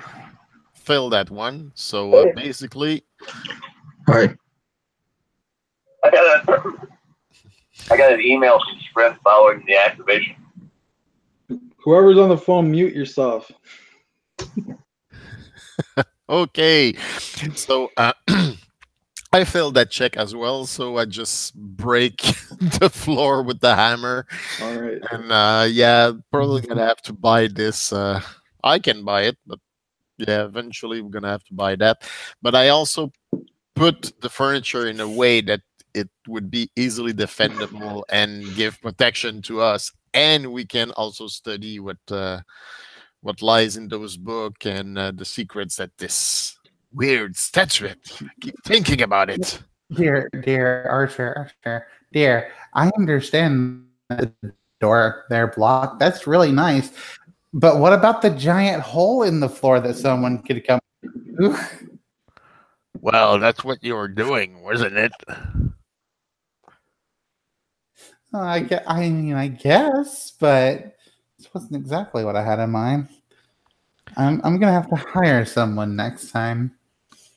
Yeah, might be better. So, how about this gal? What does she want? She, I didn't get the chance to meet her, but she was interested in the black suitcase. Okay. Yeah. I just happened to bump into Edgar or Edward, whatever his name is. Dietrich is the character's name. Dietrich. Dietrich. I just happened to bump into Dietrich when when I was going to see, apparently her name is Ann Cooper. And so he kind of followed me around after that. Anyway. Yeah. Well, told you. This German, Yeah. kind of a little bit. It's always So, Germans. what The you Germans are always up to something. But anyway, so I think he's working for this Ann Cooper lady. And because Ann Cooper is looking for the black case. But I said in front of the captain that we gave the case to some museum and that my friend has already left, departed to the museum. So we may Okay. have just a little time when he reports back to his mistress. Yeah. Well, I'm thinking that we should make sure that this statuette get to a museum as quickly as possible. As well as these books, they get to an important library or something. But keeping them with us only puts us in danger.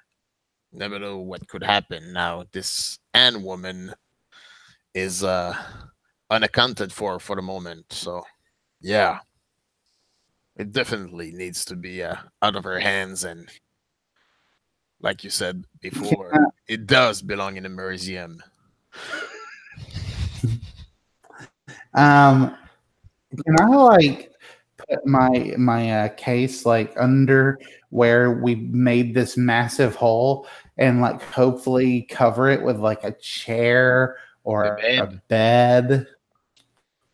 Yeah, you and can definitely secure it. It won't be very pretty, but you can make it secure. Yes. Yeah, I mean, I just don't want it to look weird. And walks into the kitchen and then like our bed is in there. I think you passed the weirdness threshold already. Yeah, it's true. Yeah, when they come look in this room, like, what did they floor? Anyways, yeah. So, all right. So, what do you do with the rest of? I'll just like push it. I'll like kind of put it down and then like just push it as far back as I can, basically, to like kind of hide it. And then I'll grab like a couple of pillows off the bed and like stuff them like over it, so that you have to like pull the pillows out of the way in order to get to the case. All right. What do you guys do with the rest of the evening? Do you go looking for Anne again? I'd imagine that it's kind of getting dark at this point. The sun's going down. What do you? I'm not going to search for her. I'm still gonna get my nose in the books and try to unravel more mysteries about this thing. Yeah, once I feel that the case is at least a little bit secure, I'll take my 38 out so that it'll be ready if I need it. And yeah, I'll just study with my colleague. Just study more and look over the statue. Maybe open it up and examine the thing inside of it. So you guys are just like sitting there in the twilight, reading loudly to each other from the Necronomicon. That always goes well. Yeah. Okay. No, not reading really loud. Just like looking over together. I don't know. You ever read the case of Charles Dexter Ward, where the guy is reading the incantation and he's just mumbling it under his breath and he doesn't even realize it and he accidentally casts a spell? Yeah. Did you guys ever read that one? That sounds familiar. Yeah, there's another one, the shadow that moves or something like that. That's pretty much the same thing. Dark. Yeah. Well, that one's even worse. That one you just have to look at the artifact and it summons a demon. But yeah, they did a film version of the case of Charles Dexter Ward, and Charles Dexter Ward was played by Vincent Price. Excellent film. And Vincent Price read from the Necronomicon. Awesome. Anyways, we don't have Vincent Price. We have Crystal Star, and Samuel Blaze reading from the the Cult de Ghoul, not the Necronomicon. We have a French version of the Necronomicon. If Cthulhu, were more apt to surrender, this would be what he's writing down. With a baguette and a beret and a croissant. All that good stuff. Do I need to roll my French? I don't mind trying to get that skill up somewhere. You can roll French because the Cult de Ghoul is in French, so it would require a language test to read it. But Nice. and I think you already rolled that last section, though. I think with Oh yeah, I did do it. Yeah. Yeah, and with So- Arthur's help, I think you That would succeeded. make sense. Yes. Perfect. And you guys, so you're reading into the night Yep. in the secret bungalow. Is that all correct? Yep. Reading, facing the door, and try to, like I said, unravel more this weird things. All right. Getting my We'll insanity probably up.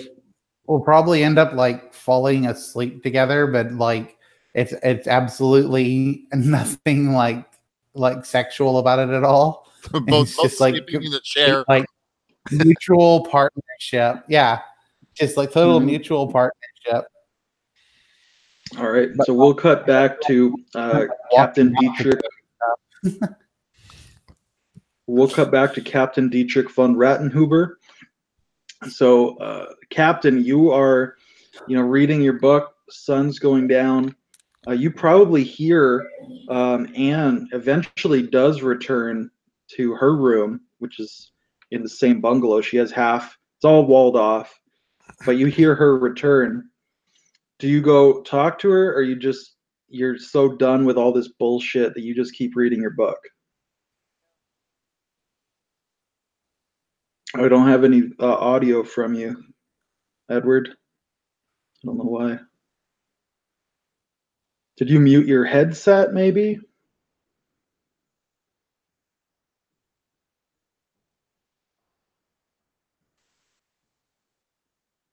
I still can't hear you.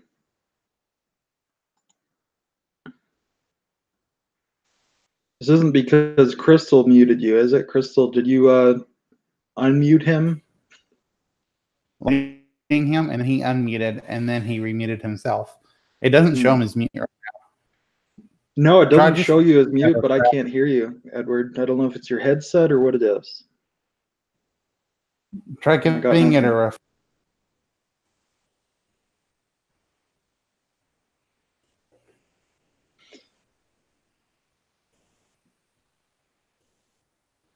I don't know. If it's Hangouts, you could always try closing the window and then reopening it and coming back Yeah. into the call. If it's your headset, that won't do anything, but that would reboot Hangouts. So if it's a Hangout issue, that should fix it. Yeah. Is this any You better? gotta call it. There we go. There you go. Yeah. Bypass the headset, just going straight for the computer mic. Okay, I'll figure it out later. no worries. I'm not gonna go talk to Anne. What I am gonna do is just make sure I'm ready for the hunt tomorrow. And one thing in particular I'm doing is I'm gonna open up my very nice shotgun case, take out my double-barrel shotgun, load it, and lean against the wall next to my bed because I don't trust that Englishman. No, nor should you. And then I'm just gonna settle down for a night. Okay, so eventually, Dietrich, you turn in, you go to bed. Meanwhile, in the secret bungalow, Crystal and Samuel, your characters have fallen asleep reading eventually. Now, Dietrich, you're actually awoken in the night, and you can hear Just a some. little detail before we go through the whole get asleep and stuff like that. Mhm. There must be some glasses somewhere to drink Mhm. water and stuff. All right, I break course. 2 of them in front of the door. Well, you've never seen Mission Impossible? Okay. So I break some glass in front of the door just to make sure. And of course, I tell This is more like Home Alone than Mission Impossible, but go ahead. the first Mission Impossible use the glass from a lamp to do it. So I do that, and I put some broken glass over the statuette. So someone tried to go and grab it would cut his or her hand. She did not know, and of course I tell him that there were glass. There's glass pretty much everywhere now in front of the door. So if someone All tries right. to get in, we're gonna hear it. Perfect. Yeah, Dietrich, you are awoken. You are awoken in the night. You could hear um, footsteps, which is probably what woke you up mainly, as if there's a whole bunch of people have just come over and are coming into Anne's bungalow. Her light is still off, which is unusual. Since she obviously has company, you can hear them over there. And you can hear them speaking to each other in Guinea. Do you speak the local language? Okay. I've been relying on German. Yeah. So you could hear them speaking. You can hear there's at least 3 visitors, you would guess, from their footsteps. And after a while, you hear them all depart, and you're pretty sure that Anne has departed with them. And it's like the middle of the night, so it's very suspicious in a certain way. Do you take any action? Do you follow them, or do you just go back to bed? I will just grab a little bit of paper and write Anne left very late at night, look into, and then go back to bed. All right. So the next morning, which of the 3 of you do you think wakes up first? I would have woken up as soon as the sun was up. All right, Samuel, you got to go get your son. Yeah, I'll be back in about 20 minutes. Hmm. So I have me guard the thing with my rifle, and if something moves, I shoot. Okay. Do you guys can we take an intermission to accommodate Samuel? Is that okay? Fine with me. Okay, so yeah, he said he's going to be about 20 minutes, so I guess we'll come back in about that time. Okay. Okay.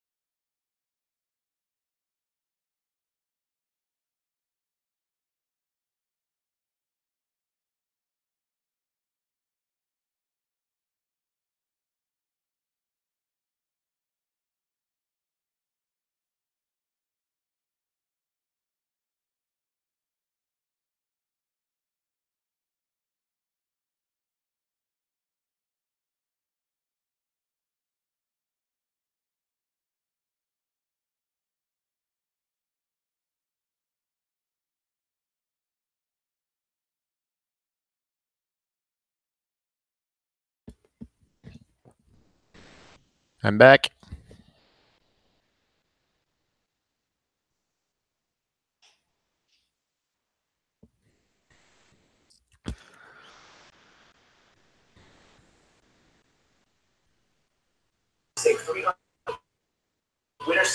Hi, Pat.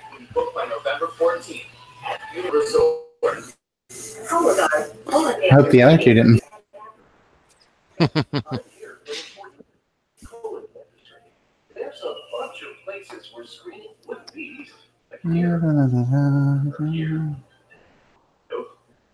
But here's a place you can screen for colon cancer anytime with Cologuard in Prime without any special prep.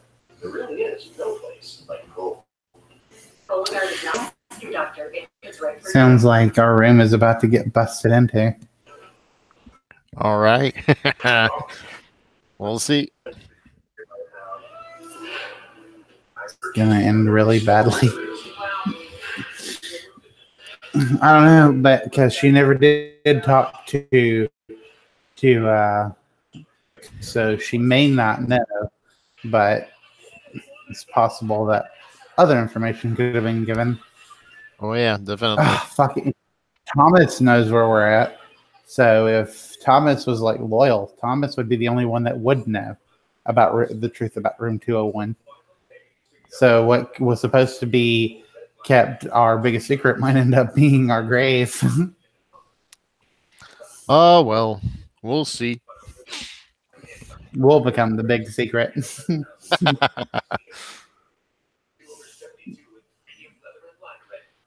But I sure as hell gonna fight for it. I'm not giving an inch. Back into the ditches.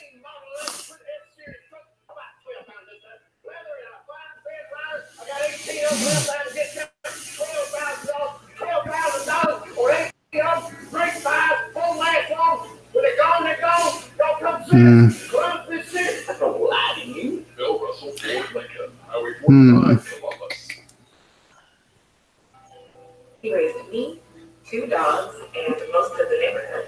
Well, you're actually back a little early, I think. So Yeah, it went faster than I thought.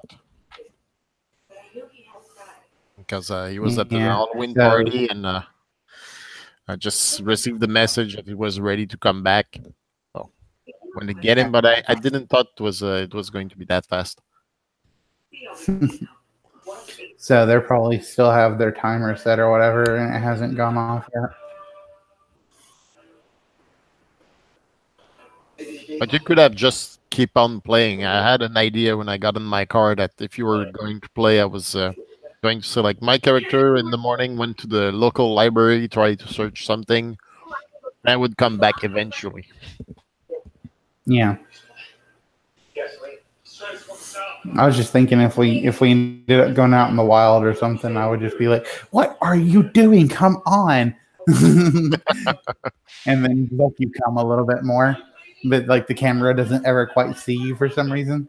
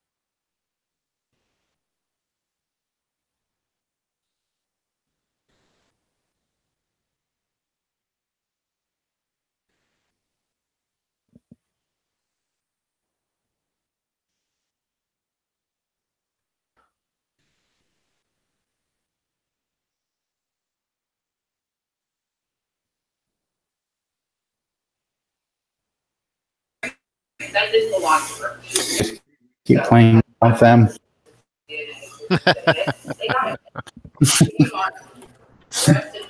Just like they get back. It's like, yeah, we're already on another ship. We're heading back to the US. Yeah. State. Camp out there for a little while. How's it going, guys? We've already agreed that that when the morning came, we have boarded another boat.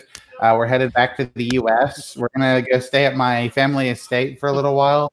I'll be hiring a few guards to surround the premises. So whatever is happening back at the hotel doesn't involve us anymore. We're on the boat. We're gone. Killing me. All right, so I believe we left off with Dietrich being awoken in the night. Apparently, Anne has some visitors, and she's left the bungalow with them. Did we say that Dietrich just went back to bed and he didn't really care about that, or what? I can't hear you again, boss. Okay, there we go. Yep. We said that he had made a note of what had yeah. happened and then went back to bed. All right. I think I was just asking who is the first one to wake up that morning. Is it the sleeping couple there, or do you think Dietrich would probably wake up first because he wants to leave early to go hunting? Dietrich would have woken up as soon as the sun rose. All right. And what time, Samuel and Crystal, would you guys wake up, do you think? Considering the fact that we fell asleep somewhere in the middle of the night because we're just tired to keep reading and researching, I would say probably a bad wake up around maybe 7:30. Okay. So yeah, we'll start with Dietrich. So Dietrich, you get up, kind of finishing your preparations, and probably like start to head out with Hans early in the morning. You want to get out into the jungle. Don't worry about these crazy English and American people and their wacky drama and the voodoo guy in the infirmary who's all zombified, and you just want to go shoot some 6 foot tall birds. That's what you're here to do. That's relaxing. All this other stuff is just stress. Exactly. So as you're heading out of your bungalow, though, you could see there's a lot of people moving around. There's a lot of kind of confusion around the resort. There's not a lot of people like out on the beach or the veranda. So everything's kind of there's a definite air of almost panic and movement, and you could see people huddled, traveling together, and all huddled together and whispering and talking, and there's not a lot of that relaxed, calm, strolling, lounging atmosphere. I am going to walk over to try and find a member of the staff. All right. Well, I think Hans rather would pretty much be there to greet you right away. Oh. And so he'll kind of give you the rundown. So it's Okame Mai, aka Hans. Hans, good to see you. Good morning, sir. How was your sleep? Very Did you pleasant. And yours? Dream of the great cassowary bird. What was that? Did you dream of the great cassowary bird? Yes, I did. That, and you could tell he's nervous for some reason. Like, that would usually be good, sir, and it would bode well for our hunt, usually. What happened? Sir, there has been a great tragedy here. And perhaps for yourself, I must tell you a greater tragedy. Our hunt will likely be delayed, sir. He looks very sad and despondent that the hunt is being delayed. What happened? Sir, I have heard many rumors that there has been murder done this night. As soon as he says that, I am going to start making my way over to the manager. All right. So you're looking for the administrator, Rodney Yes. Thompson? Okay. Yes. So yeah, his office is very crowded. There's a lot of people hanging around and, talking and waiting to see him. And you could see he's trying to calm down some of the guests. But there's a lot of servants and staff hanging around him. So what do? Do you just kind of barge in and pull him aside, or how do you approach this group of I activity? approach the group and try to listen for what they're talking about. All right, so it sounds like the guests are panicked. They don't know if they're safe. They don't know what happened, but apparently several people have been found dead. They've been murdered, and the guests don't know, like, is there a robber or is there a maniac? Is this some kind of native rebellion? They really have no idea, and there's a lot of panic. I am going to. Is it just the guests and the staff, or are there like police around? No police have arrived yet. Apparently, they've been sent for, but the closest settlement where there are police is somewhat ways away. They may arrive today. They may arrive tomorrow. I am going to try and get as close. Try to get to Mr. Thompson and ask, Mr. Thompson, I've heard there have been some murders. Was one of them Miss Cooper? And he looks at you, and he's a bit taken aback by that. And he's like, "Oh, Captain Vaughn." And for a minute, he can't remember. And he's like, "Rat." I just wave like, not important. Captain. Yes, I'll be calling a meeting shortly, so I can address the guests all at once. But yes, there have been several murders in the night, but everything seems under control now. And If Anne was a part of it, there was something that woke me up last night that might be of use for you to know. all right, and he kind of like backs some of the staff up and takes you privately back into his private office. The main crowd had been kind of out in the foyer area. What is this about? You heard something? You might have some clue to these murders? Yes, around midnight. I was woken up to some visitors of Anne's. Nothing normal. But the lights never turned on, and after a few minutes, she left. About 3 people arrived, and she left with them. Oh no! Is she all right? I hadn't heard anything. She has not returned. That's most worrisome. I hope that she's all right. I should probably make a note that carrying on my shoulder with slings, I have two guns. Yeah. He doesn't seem surprised by that. In fact, you may have noticed some of the other guests are going armed, where they wouldn't usually, probably just be out of paranoia. But so he doesn't. If he's all carrying a gun. Yeah, he doesn't take specific note of that. A lot of people go armed in this part of the world. That's not really unusual. It's a little unusual at the resort, but not on this particular morning because of the circumstance. I also probably used to have 2 guns. Yeah, well, you can never have too many guns. No, of course, you need the shotgun and you need the rifle. Yeah.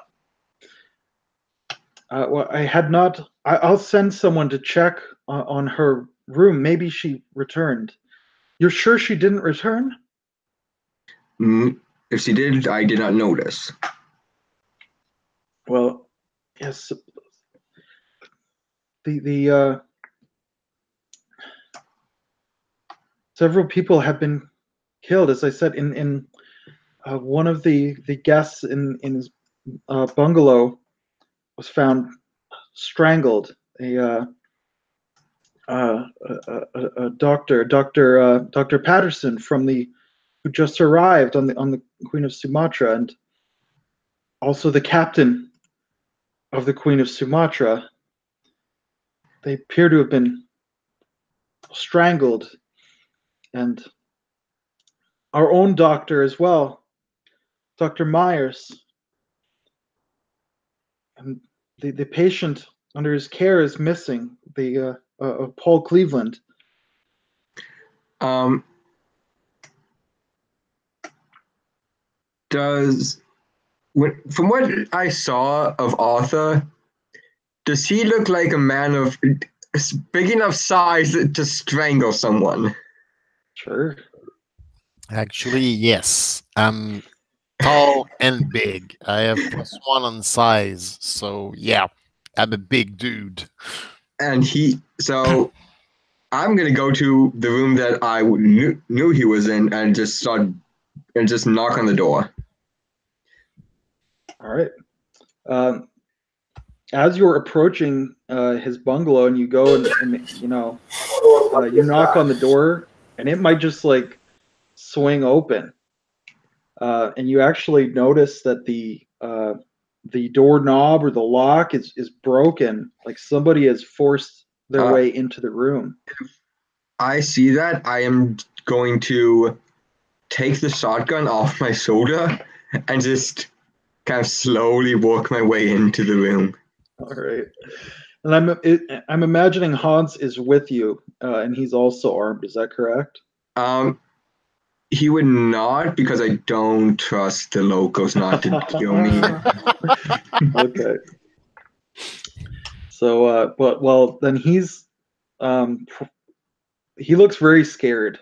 I'm gonna tell him to stay here and yell if anyone tries to enter. All right. He's very happy to stay outside. And yes, as you go inside, you see that the bungalow has been ransacked. All the drawers have been opened. The closets are hanging open. The bed's been flipped over. It looks like someone was searching the bungalow for something, but the lieutenant is not in evidence. Is there any sign of a struggle or a sign that he was here at all last night? Not that you're able to detect. You can make a spot hidden test to try to find some additional clues, though. Spot hidden. Yeah. Why not? Let's see if I can do this. No. All right. So you're not, you don't know who would have done this. You think that whoever it was, they were looking for something, probably. Nothing's been like smashed for no reason. Everything's been kind of torn apart that might be able to conceal something, but there's you don't think it's vandalism for vandalism's sake. I am going to put the gun back on my shoulder, walk out, and I'm going to tell Hans that I will come and find him the same way I initially had found him, back when this all blows over, and we will hunt them. Okay. Hans is very happy to return to the native labor pool and kind of get back with his own people. He feels a lot safer there, that's for sure. And then I am going to walk around and try and find either Emilith or Arthur. Okay. And maybe we'll cut back to Emilith and Arthur. So when you guys wake up, if when you leave your secret bungalow, then you you walk into the same kind of circumstance that I've just described, what's your reaction? How do you go about that? Convinced I would just leave the secret bungalow. Not that easily. Sure. Yeah, no. I mean, because I told them, and I've already, told Archer this as well. Like that I told Dimitri that was delivering that statue to a museum. They're looking for me already. They're not going to waste time going after my friend. They're going to have to find out who it is first. Which means they have to come to me, and I'm smart enough to realize that. So when we wake up in the morning and we're not dead, I'm probably surprised.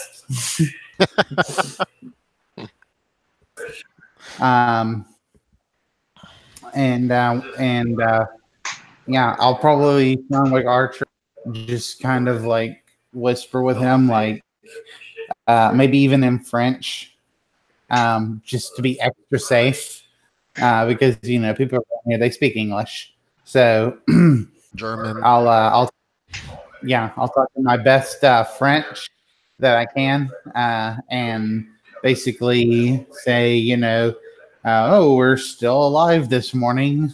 Any stock with food in here. C'est bien de voir le soleil comme ça. Yeah, it's good to see the sun.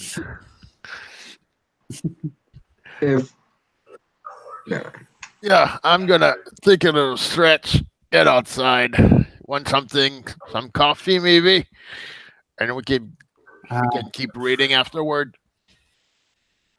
Yeah, just bring me back some breakfast, please. Eggs, hash browns. Just something nice. All right. Thank you. So I carefully step not on the glass, open the door, go out and just stretch. All right. Make sure my coat is there. What the hell is going on? So yeah, are you leaving your rifle? Yeah, I'm leaving the rifle. Yeah, I'm leaving the rifle. Okay, then I have the 38 on one side of me, and like the rifle, like right next to me, ready to grab it at a moment's notice. If I don't hear 5 knocks.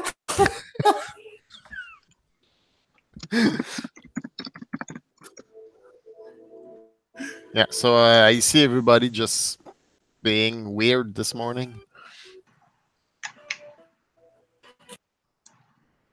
Oh, David just went out. No, I'm still here. So yeah, you come back into that kind of atmosphere of panic and paranoia. It won't take Arthur very long to learn everything Dietrich just did. Oh, I'm grabbing the first person I see, and I'm just getting the information out. Yeah, so you find that Dr. Patterson, Dr. Myers, and Captain Finch have all been killed, murdered in the night. Their rooms broken into, and Colonel what's his name? Cleveland, yes. Colonel Cleveland is apparently missing. So those are the known facts that are circulating. There's also a lot of rumor and innuendo, but those are the ones that everyone seems to agree on as being factual at this point. Okay, what are the rumors? Well, like I said, maybe it's a native uprising, maybe there's a cat burglar, maybe there's a homicidal maniac, maybe they were in some kind of wacky sex cult, and things got out of hand, and it was erotic asphyxiation that got out of hand, or there's a lot of wacky rumors, and remember, not everyone at the resort does speak the same language, and is not very proficient all the time in English or German. So there's a language barrier as well as just the regular wacky rumors. We probably see him walking about. Yeah, that's what I was going to say. We probably see each other like because I am one side looking for him. like, ha. Sure. Okay, I'm gonna walk over to him. Yeah. You guys don't just start shooting each other? No. Lieutenant. Yeah. Oh. It's you, Captain Von Rats. Rattenhuber. Anyways, I thought you should know. I stopped by your room this morning to let you know what had happened, to see if you were up, and your room had been ransacked. Really? And I did not see any sign of you in there.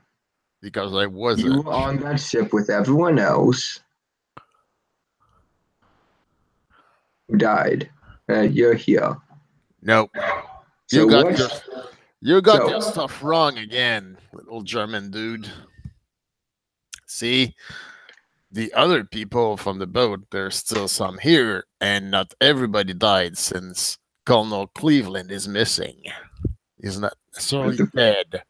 But people who knew that you might have taken something, that you were directly involved, have been killed. Maybe. So this leads me to two conclusions. Be careful about the words you're gonna choose, pal. You don't have a rifle. I have a shotgun. Yeah, I can break your neck quite easily before you touch your shotgun. Which brings me to the first point. I have two suspicions. One, you killed them. And as you just said, you could break my neck. The second, someone wants something, and they think you have it.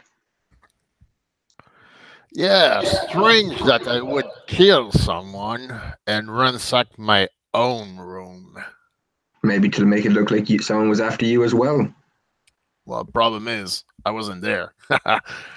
No. Exactly. You weren't there. That doesn't mean you weren't in the other rooms. And I was careful, that's why. If you say someone is looking for something I might have, well, good thing I wasn't there with it. Well, that is true. Well, in any case, I have a hunting trip. Would you care to join? No. Fair enough. I got studies to do. But thanks for the info, though. And, Captain, be careful. I might not be the only one who's targeted. I turn around and I just leave. Go back to Emilet and tell her what happened. I'm going to just start And walking over to where the meeting was going to be happening with the Thompson. And the late wife of the EMT in Westchester County. And to refuse that duty. What's Emilet's reaction to this news, Crystal? Well, how many times do you knock? I knock 5 times. All right, yeah. So yeah, you knock your 5 times. I check the door anyway just to be extra sure, and then I open it and I let you in. And the first thing I notice, so like as I'm shutting and locking the door, I'm like, "Where's my breakfast?" Well, we don't have time for that. We got to leave this place as quickly as possible. Because Dr. Myers, Dr. Patterson, Captain Finch have been killed during the evening. And Colonel Cleveland is missing. Oh, wow. Also, my room has been ransacked. They were looking for something. And I'm pretty sure you know what. Yes. And I'm sure that mine, Okay, well, we're gonna have to leave here in order to make new reservations. We need to be extra careful, though. We can't let anyone trace us back here. Yeah, And let's. there's only one person that knows. I don't think they would think of asking him, though. I hope not. But I'll go check your room if everything is fine with you, just to see what happened. Okay, well, if you're gonna go, you go check my room real quick. I'll wait here until you get back, and then I'll go try to find us a boat. All right. So I leave, lock the door behind me, And if they didn't get rid of my Explorer, so one, please bring it to me. so I make my way to her room, and what do I see? Her room has also been ransacked. Much in the fashion that I just described to Edward regarding your room. You can also make a spot hidden test to find any clues.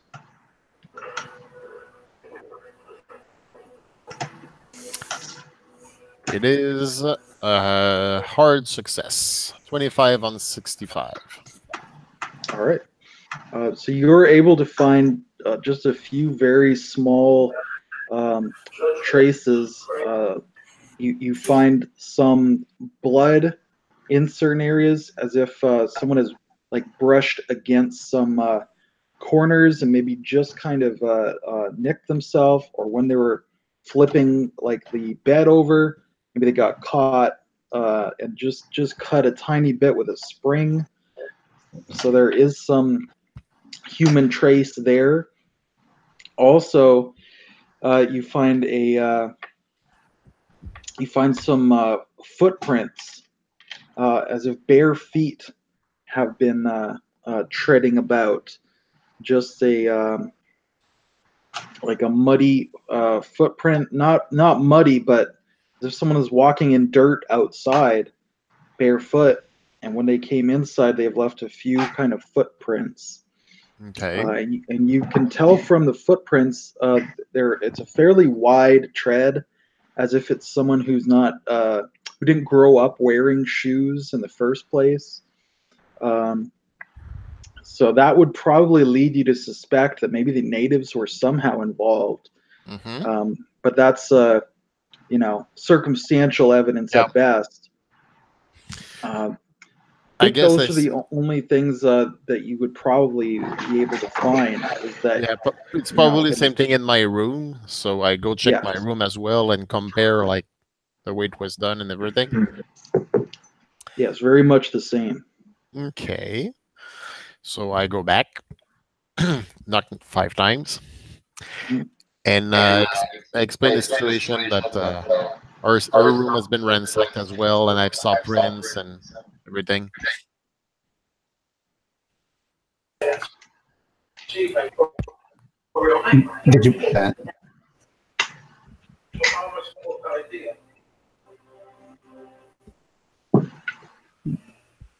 Did you hear me? Yep, I did now. I said, did you bring? Oh crap! Forgot.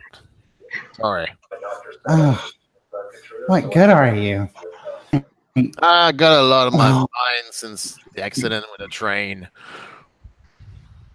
All right. Well, you stay here with the stuff.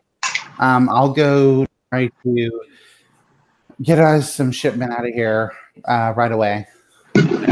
Be careful. And I'll load my 38 in my purse, and off I'll go. All right. What are you retrieving from your room? I'm not retrieving anything from my room. I'm gonna go down to like the resort and basically check out. Like I'm trying to get off the island, or like I want to know like when the next boat's leaving. Blah blah blah blah. All right. There are regular charters to the resort, but only on like a seasonal basis. If you head to the nearest settlement, then you could probably find something, at least within a week, at least, and you could probably charter something direct from there Okay. as well. I want to talk directly to Thompson, by the way, when I'm talking to him, when I go to ask around. Yeah, Okay, he so- is very, very busy with all of the commotion, but he does make some time to talk to you. Okay, is there a guest stop or something around? Pardon me? Is there like a guest stop or something around? A desktop? Yeah. Yes, yeah. Okay, before I go talk, I want to go. I need some cheap tourist clothes. Okay. Specifically, I want to get out of the clothes I'm in because I've been seeing in these. Get on, fun guest clothes. Typically, get a shawl and some really pink sunglasses. Okay. Yeah, you're able to get tourist clothes, get yourself all touristed up, and yeah, that'll definitely change your profile a lot. Okay. And then you Should I meet maybe with, try and do like a disguise? if you want to, sure. Okay. All right. I'll go ahead and maybe later, like you can. I don't know if you want to roll against it or something. Oh, geez, my disguise is 5%. I hit a 20, so I'm not disguised very well, but my outfit's different. All right. Okay. So when you meet with Rodney like Thompson. Yeah. Yeah, when you meet with Rodney, I can imagine him like looking at you and looking at your clothes and be like, "Oh, Miss Chambers, I would hardly recognize you." And he's like clearly being a bit sarcastic, but I was going to go meet with Thompson when I left also, so I'd probably be there right now. I think he would want to talk to Miss Chambers in private, at least briefly.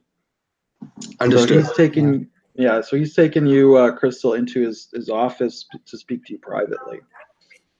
Okay.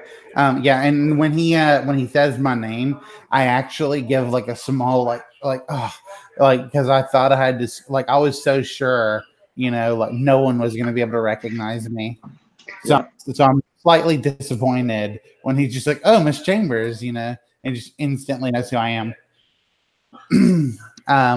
But yeah, when we go into his and I'm talking to him about like the boats and when they leave, I'll put on a smile and I'll say, "Well, now, or not Antonio, Rodney, I know that you must have some friends around here who, probably run their own charters and stuff.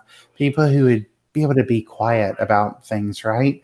Now, how much would it take to convince you to ask one of your friends to take me and a friend of mine out tonight?" Make a charm test. Okay. He's very suspicious. I don't know if Miss Chambers can tell, but I mean, you've arranged for like a private secret bungalow, and then everybody gets killed, and now you're coming to him and saying, "Okay, we need to get out of here quick now." So he's getting really suspicious. Yeah. I got a 27 under 73, so that's a hard success. All right, so he thinks you're just scared and you want to get out of Dodge, and you think you might be a target. He probably thinks you're just being paranoid. Yeah. I was on that boat, and people on that boat died. So yeah, I'm definitely on the boat. So now, clarify: you're trying to get out of New Guinea, or you're just trying to get to a different area in New Guinea? What's your ultimate aim? Is to get back to the States, correct? Yeah, that would be my ultimate aim. But I mean, if we can just get out of New Guinea and maybe to another safe city or something, that would where we could get a ship, like because like we're on this report, but I assume there's like a bigger city or something nearby, right?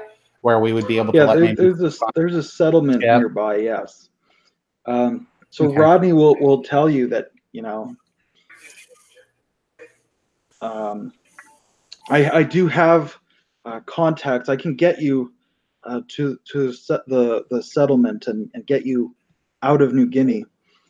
But you must understand I have to also keep up appearances, and anyone being seen to leave or disappear during the investigation could cause complications.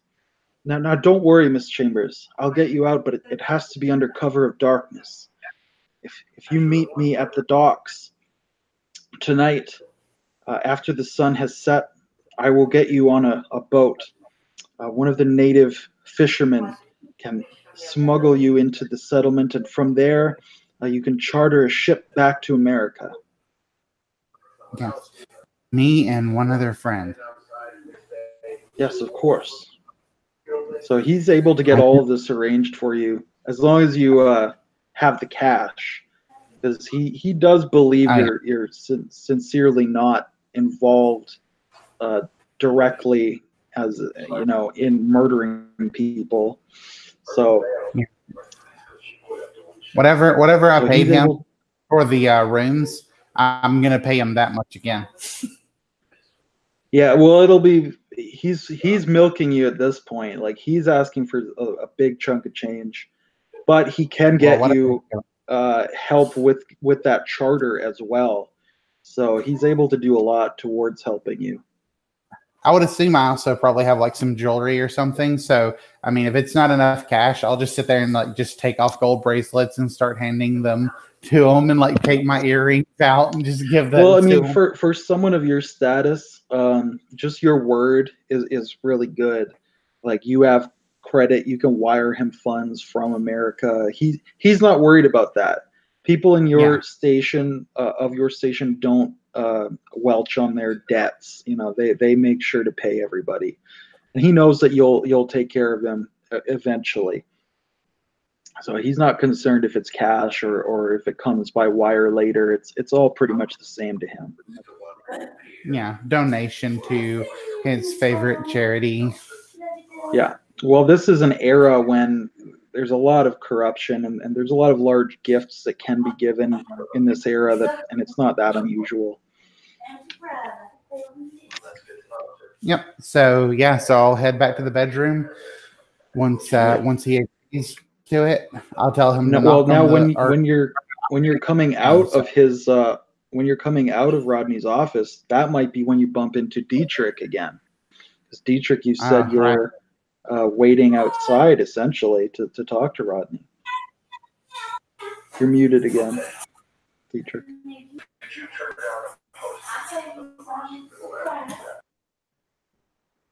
I wouldn't have waited by the door.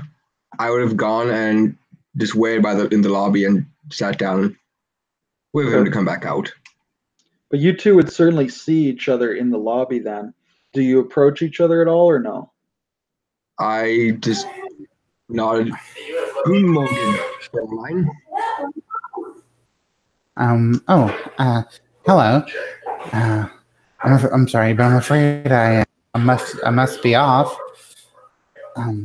Is there anything I can help you with? Just trying to find out what happened. Everyone's quite spooked, I'm afraid. I didn't think you could. Okay, well, you have a nice day. And then I'll just turn and walk away as fast as I can. All right.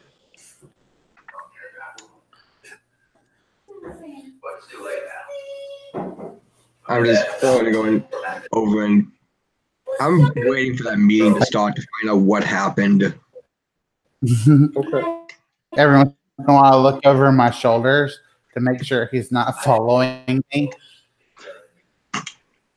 And I'll kind of like march around the resort, like just sort of like around it for a little while, just like not going back to my room before I finally go back to my room. And I'm like, Okay. even though I'm like no spy or anything, I'll take like the most like indirect route I can back to my room, you know? Yeah. And I think that would be like the best way to do it, even though it's probably There is so much mistrust going on here. Yeah. I love it. Whoa, yeah. Welcome to Cthulhu. I don't trust Germans.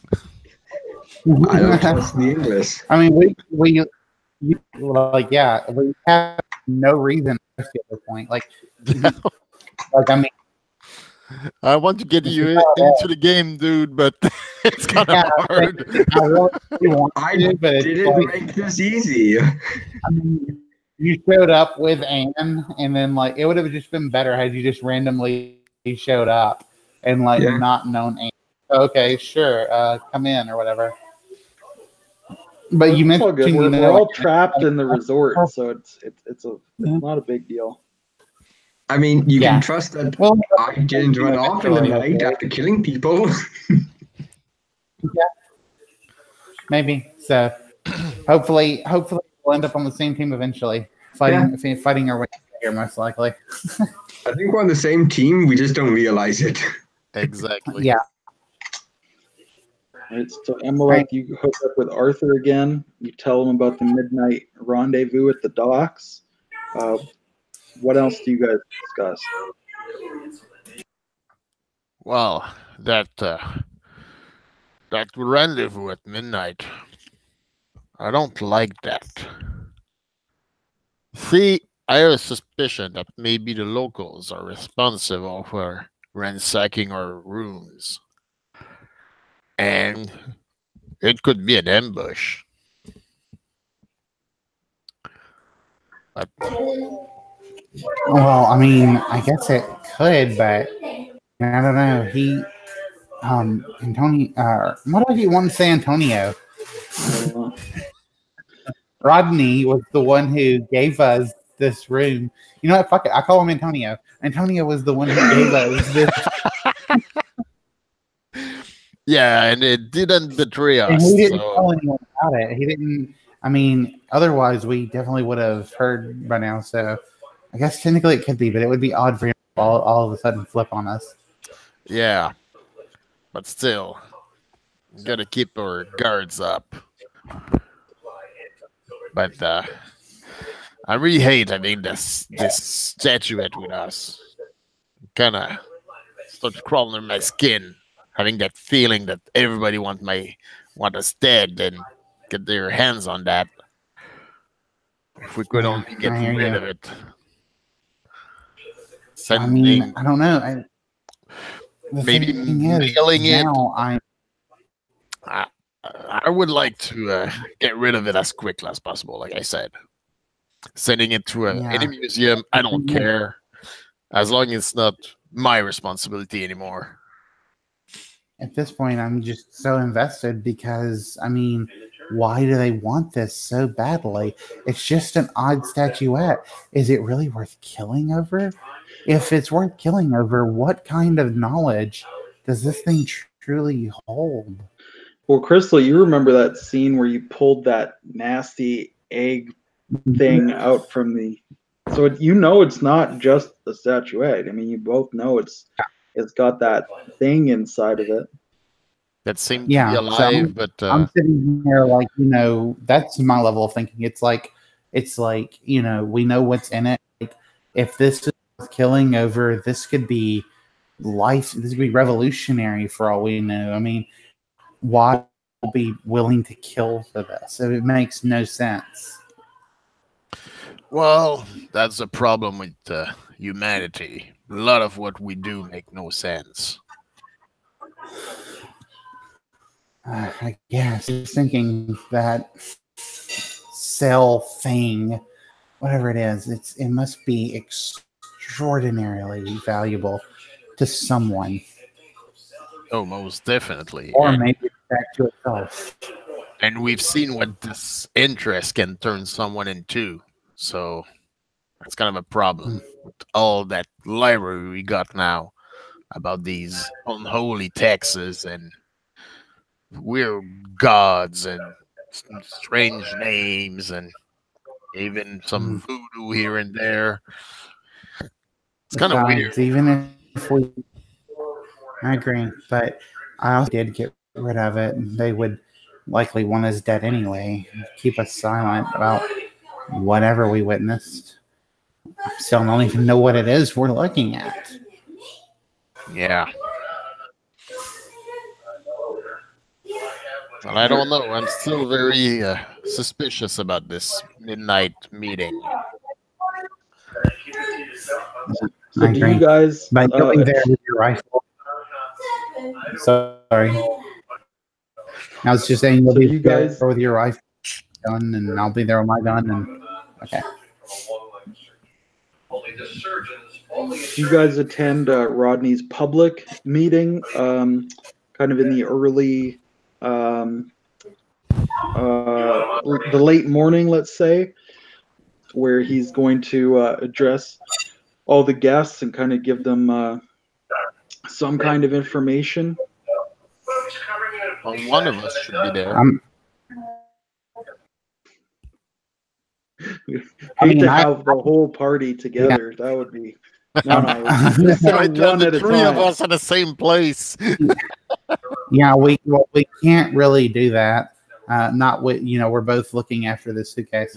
I'm the more social person, so maybe I'll get him to go to my room and actually grab a few of my outfits for me. Yep. And then I'll actually take a shower and properly change. Presentable. But I still want to wear maybe a sun hat and some sunglasses or something. I know I'm not definitely still going to stand out because I'm wearing nice clothing, but a little something is better than nothing. Sure. All right. So Emma, I'll you go attend the information session, but Arthur, you're just staying barricaded in the room, base pretty much. Yep. I'm not leaving this statuette. All right. So the information session is not terribly long. Pretty much everybody's been gathered together in kind of the main dining area. All the tables have been moved out of the way. There is kind of like a stage at the one end, and Rodney, goes up on the stage. Everybody's falls silent, and he just briefly kind of summarizes that there have been a lot of rumors this morning, and I'm here to set some of them right. Unfortunately, it is true. There have been murders last night. Dr. Myers, Dr. Patterson, Captain Finch, all found dead this morning. We don't know who culprit is, but I'm placing the resort under a lockdown. I ask that you not leave the premises. The authorities have been sent for and will be arriving shortly to conduct a proper investigation. I think everyone should travel in pairs for safety, and we'll all get through this together. So he just kind of gives that brief spiel. Dietrich or Miss Chambers, do you guys ask any questions of him publicly? I will stand up and I'll say, perhaps it might be best to those who have any military experience form some sort of patrols to try and make sure this doesn't happen again. All right, Rodney thinks that's an excellent idea. He says as much, because that is a great idea, Captain von Rattenberger. Perhaps you could lead that initiative. Well then, anyone here with any military experience, please stay after. We can try and get something set up. right. Okay. Are there anything else publicly said or asked of Rodney there? Not for me. All right. So I think the meeting would pretty much break up soon after. Rodney would go to you, Dietrich. There are a few other people who have some military experience, not many, not much, but it seems like you're certainly the most senior ranking person. So Rodney would tell you that anything he can do to help, he's at your disposal, and he's very happy to defer to you because he doesn't know very much about patrols or guards or anything like this. Does the resort have any sort of sporting guns or plays, anything? Yeah, they have a small arsenal, mostly hunting rifles, shotguns. Well, we're going to get those handed out, and it's going to be in pairs. I'm just going to quick set up a sort of schedule so we always have at least one group walking around the grounds. And then tell them if you see anything, stop them, and if needed, shoot to kill, and try to alert the rest of us. All right. What could go wrong? Let's give a bunch of panicked vacationers guns and tell them to shoot to kill. Panicked, but with military training. Yes. Yeah, well, we'll see how far that goes. I tried to make sure that at least one group, each group has someone a bit more calm, and with someone who will be able to tell, okay, that's someone panicked, or that's someone who is purposely trying to sneak around. Yeah. Well, you don't have a lot of good material to work with, unfortunately, with these vacationers. It's better than nothing. Yeah, you are able to set up the patrols. You're not very confident that they won't just start shooting people if they get spooked. But I'm gonna actually, on second thought, don't shoot to kill. Try and just get as many of us as possible, and we will try, and we'll just, we will try to deal with it from there. Use your weapons if you need to save yourself. And with that, I'm just going to have the first patrol not hang out, and the rest of the people just try and get ready for whenever they have to do theirs. And if I don't see Belmont, I am going to try and find him. All right. Because this seems like something he'd be helpful with. Or at least you might want to keep your eye on him. Oh, if I shoot to kill. I warn you right away. I stay just a little just to hear his speech about shoot to kill. Wait, maybe that's not a good idea. Like maybe research first and then shoot to kill anyway. So I'm going to hear that little speech, and then I'm going to go to the shops, buy up some food, some, rice and a little bit of meat, and some, cheese, some things I can cook a good stew or something with, and then I'll head back to our hut, and I'll try and make us a meal. Actually, I don't want to make a fire or anything. I'll just do my best to make it I'll get sandwich stuff, so that we don't actually starve today. And we won't starve today, but you know what I mean. Yeah. I'm going to try and talk to you before you leave. No.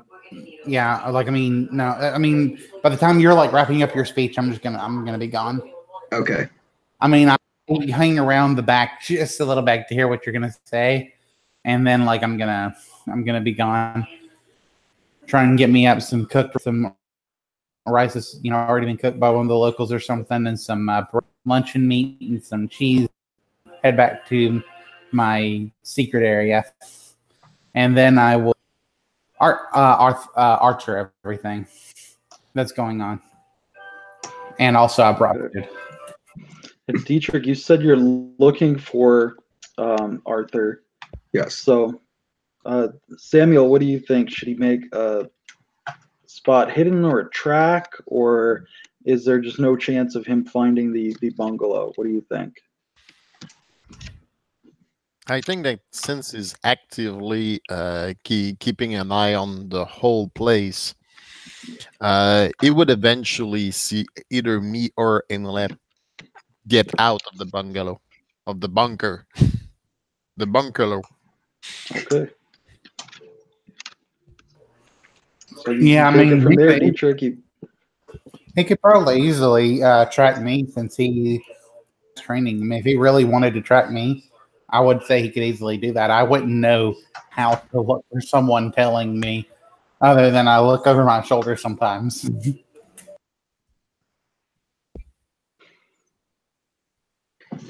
I probably would have followed.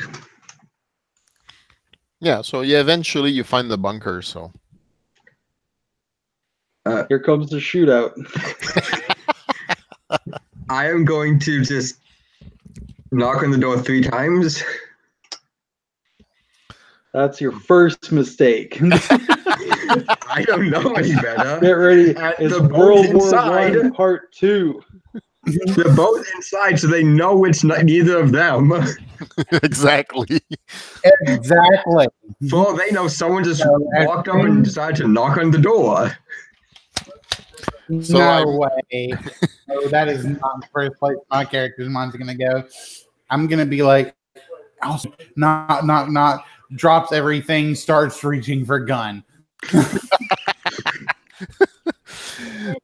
So I moved to the door, and Do I hear anything like people moving around in there? Make a listen test. so I go next to the door, and I put my gun. Like we see in the movies, like Yes. put my gun there and just move aside, just to be sure to be clear if someone shoots. Who's there? Lieutenant, it is I. I need your help. You're worse than the plague. What the hell you want? To be honest, you are one of the few people on this place I trust not to shoot me. Maybe. You're a You didn't terrible hear judge the- of character. You didn't hear Exact the- opposite of what's actually going on. I don't know. you say, I know I have a bunch of very panicked people with guns right now, and I'm starting to regret it. when you say, I'm- when Yeah, you I'm probably say, one of the safest person around hello? right now. Hello? Can you guys hear me? Yeah. I'm sorry, I was trying to talk, and I don't know, maybe it was just being spoken over. But when you say you're one of the very few people I trust not to shoot me, you then hear the clicking of a rifle as just like now aiming it at. If and you hear and you hear some footsteps walking down. I'm guessing it's the porch. Mhm. You very audibly hear me walking along the porch, setting 2 objects down, and then walking back to the door. So yeah, you did not answer yet. What the hell do you want? Well, I want someone else with some military experience who isn't panicking right now. And you are the only one that fits that. Why? Simple. We do have to. I've gathered the men with military experience. We have patrols. Most are panicking. Yeah, that's what normal people do usually. Yes. But But you aren't. You are, both of you are some of the few people I have seen here Not really panic. I've seen worse than that. But you don't need patrols. Then what do we need if you're so confident? I need to get the fuck out of this place and get that freaking thing away. What thing? The less you know, the better you feel, buddy. As I was told, everything is destroyed and the one item left was given to someone. Yeah, and the earth is flat and the moon is made of cheese. I honestly think our best bet right now is to help each other. We both want out of here alive. Yeah, maybe, but what tells me that I Maybe. can trust you? For one, I set my guns down on the other side of your ports. If you want to, open the door and put a bullet in my head. Oh, if I was I'm going to do to, that, I would not even open the door. Then go ahead. I'm gonna put the rifle down. I'm gonna put the rifle down. Yeah, And, I'm looking at her to see like her reaction. Yeah, I mean, we have the upper hand at this point. Even if he did have like a gun left or something.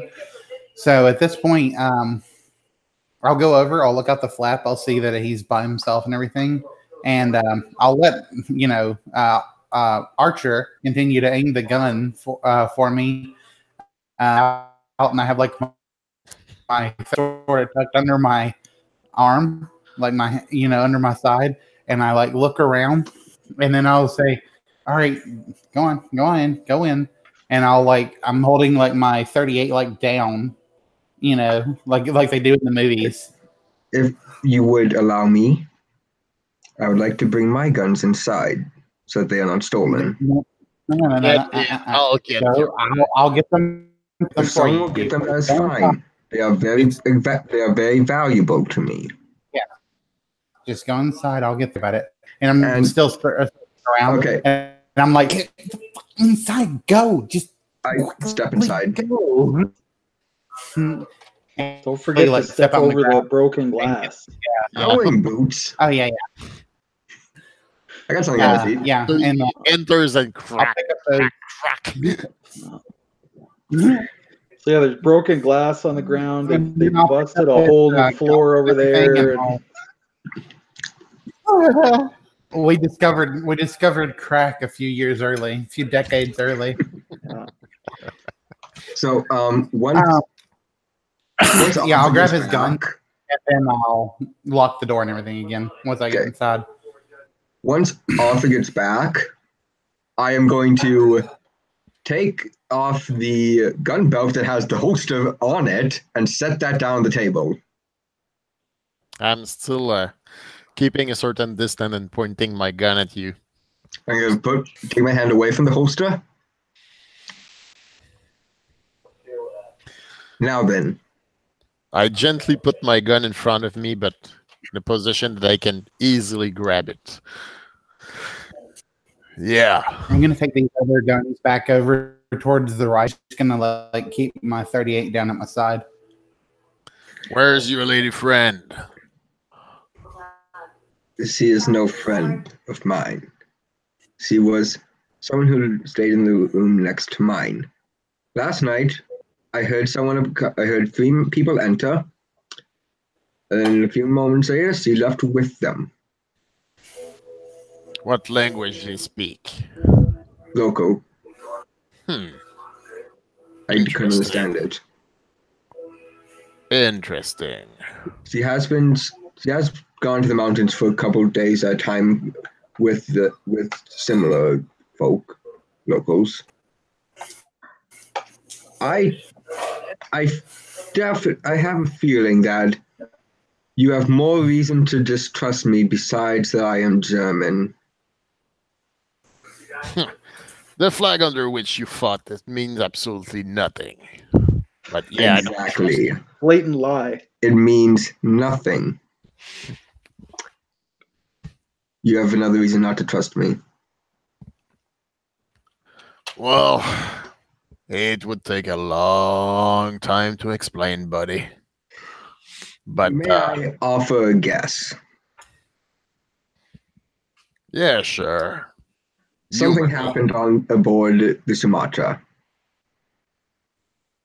Someone died, and you saw something and took something that you should never have known about. That item you still possess, and now you want to get off this island and try and save your own skin. Well, Tell me how far off the mark I am. I'd say halfway. See, this item did not belong to the disgusting pile of meat that was Edgar Gregory. It belonged to the Colonel, and that's why the Colonel died. And since then, people have been dying all over for this piece of shit. What do you mean the Colonel died? He is alive. Last I heard he Well, was missing. Yeah, he was dead first, then he was not. That's a long story. I'm sorry, but he was dead. Yep. They gave him some drugs. Okay, there were some drugs that was given to him by Edgar, and Edgar planned to control him like a puppet or zombie or slave or whatever you want to say. Anyway, we helped bring the Colonel back to the position you saw him. All that was left of him. Well, what do you know about voodoo?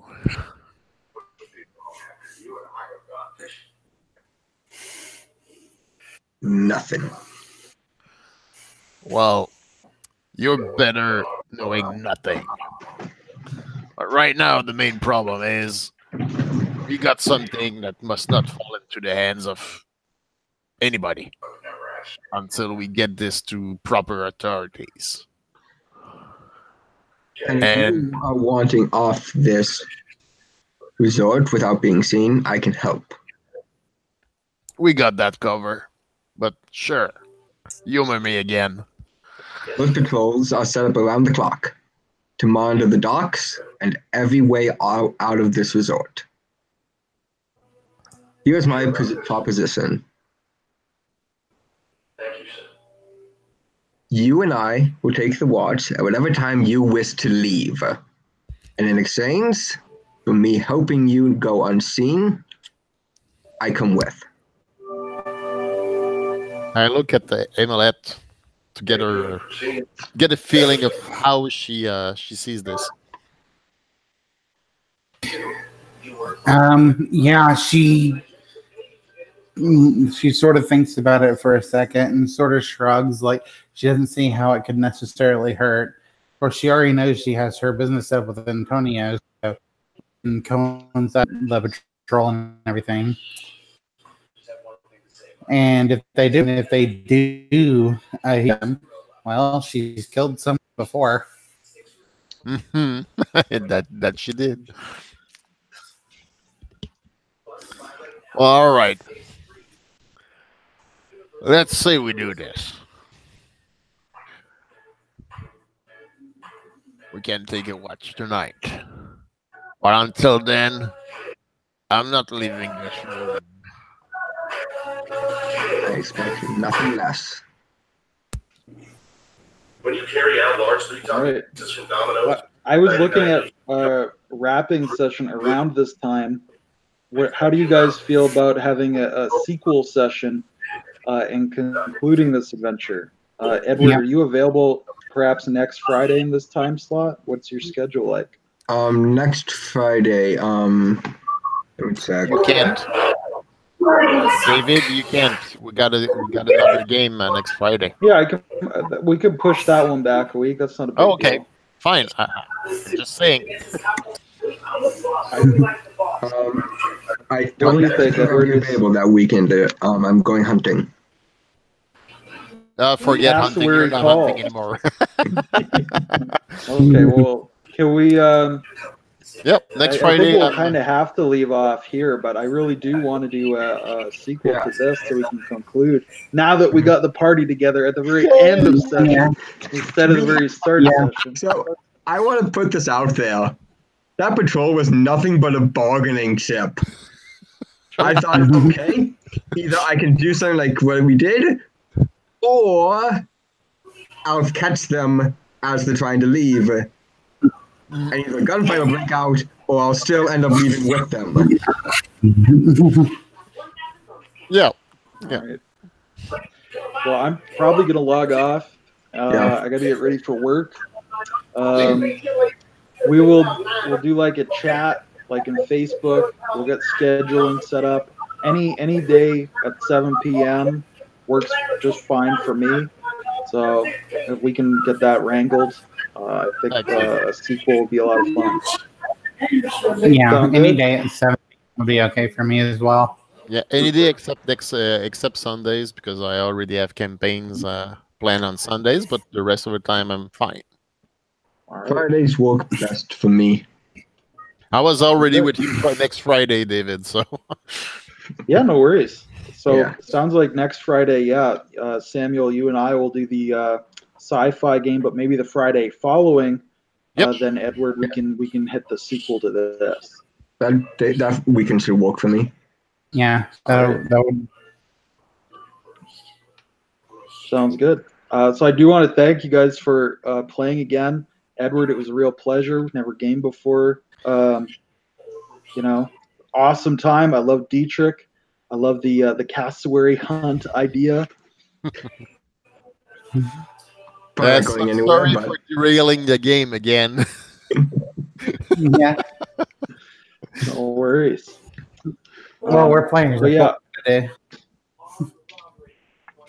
yeah, So of course, next Friday. Crystal, Samuel, always a pleasure to game with you guys. But like I said, I'll probably log off. I have to go get ready for work. Good. All right. See. Okay, have You a guys have a good good night, weekend. guys. have a Yeah. good night. Good I'll night. be working.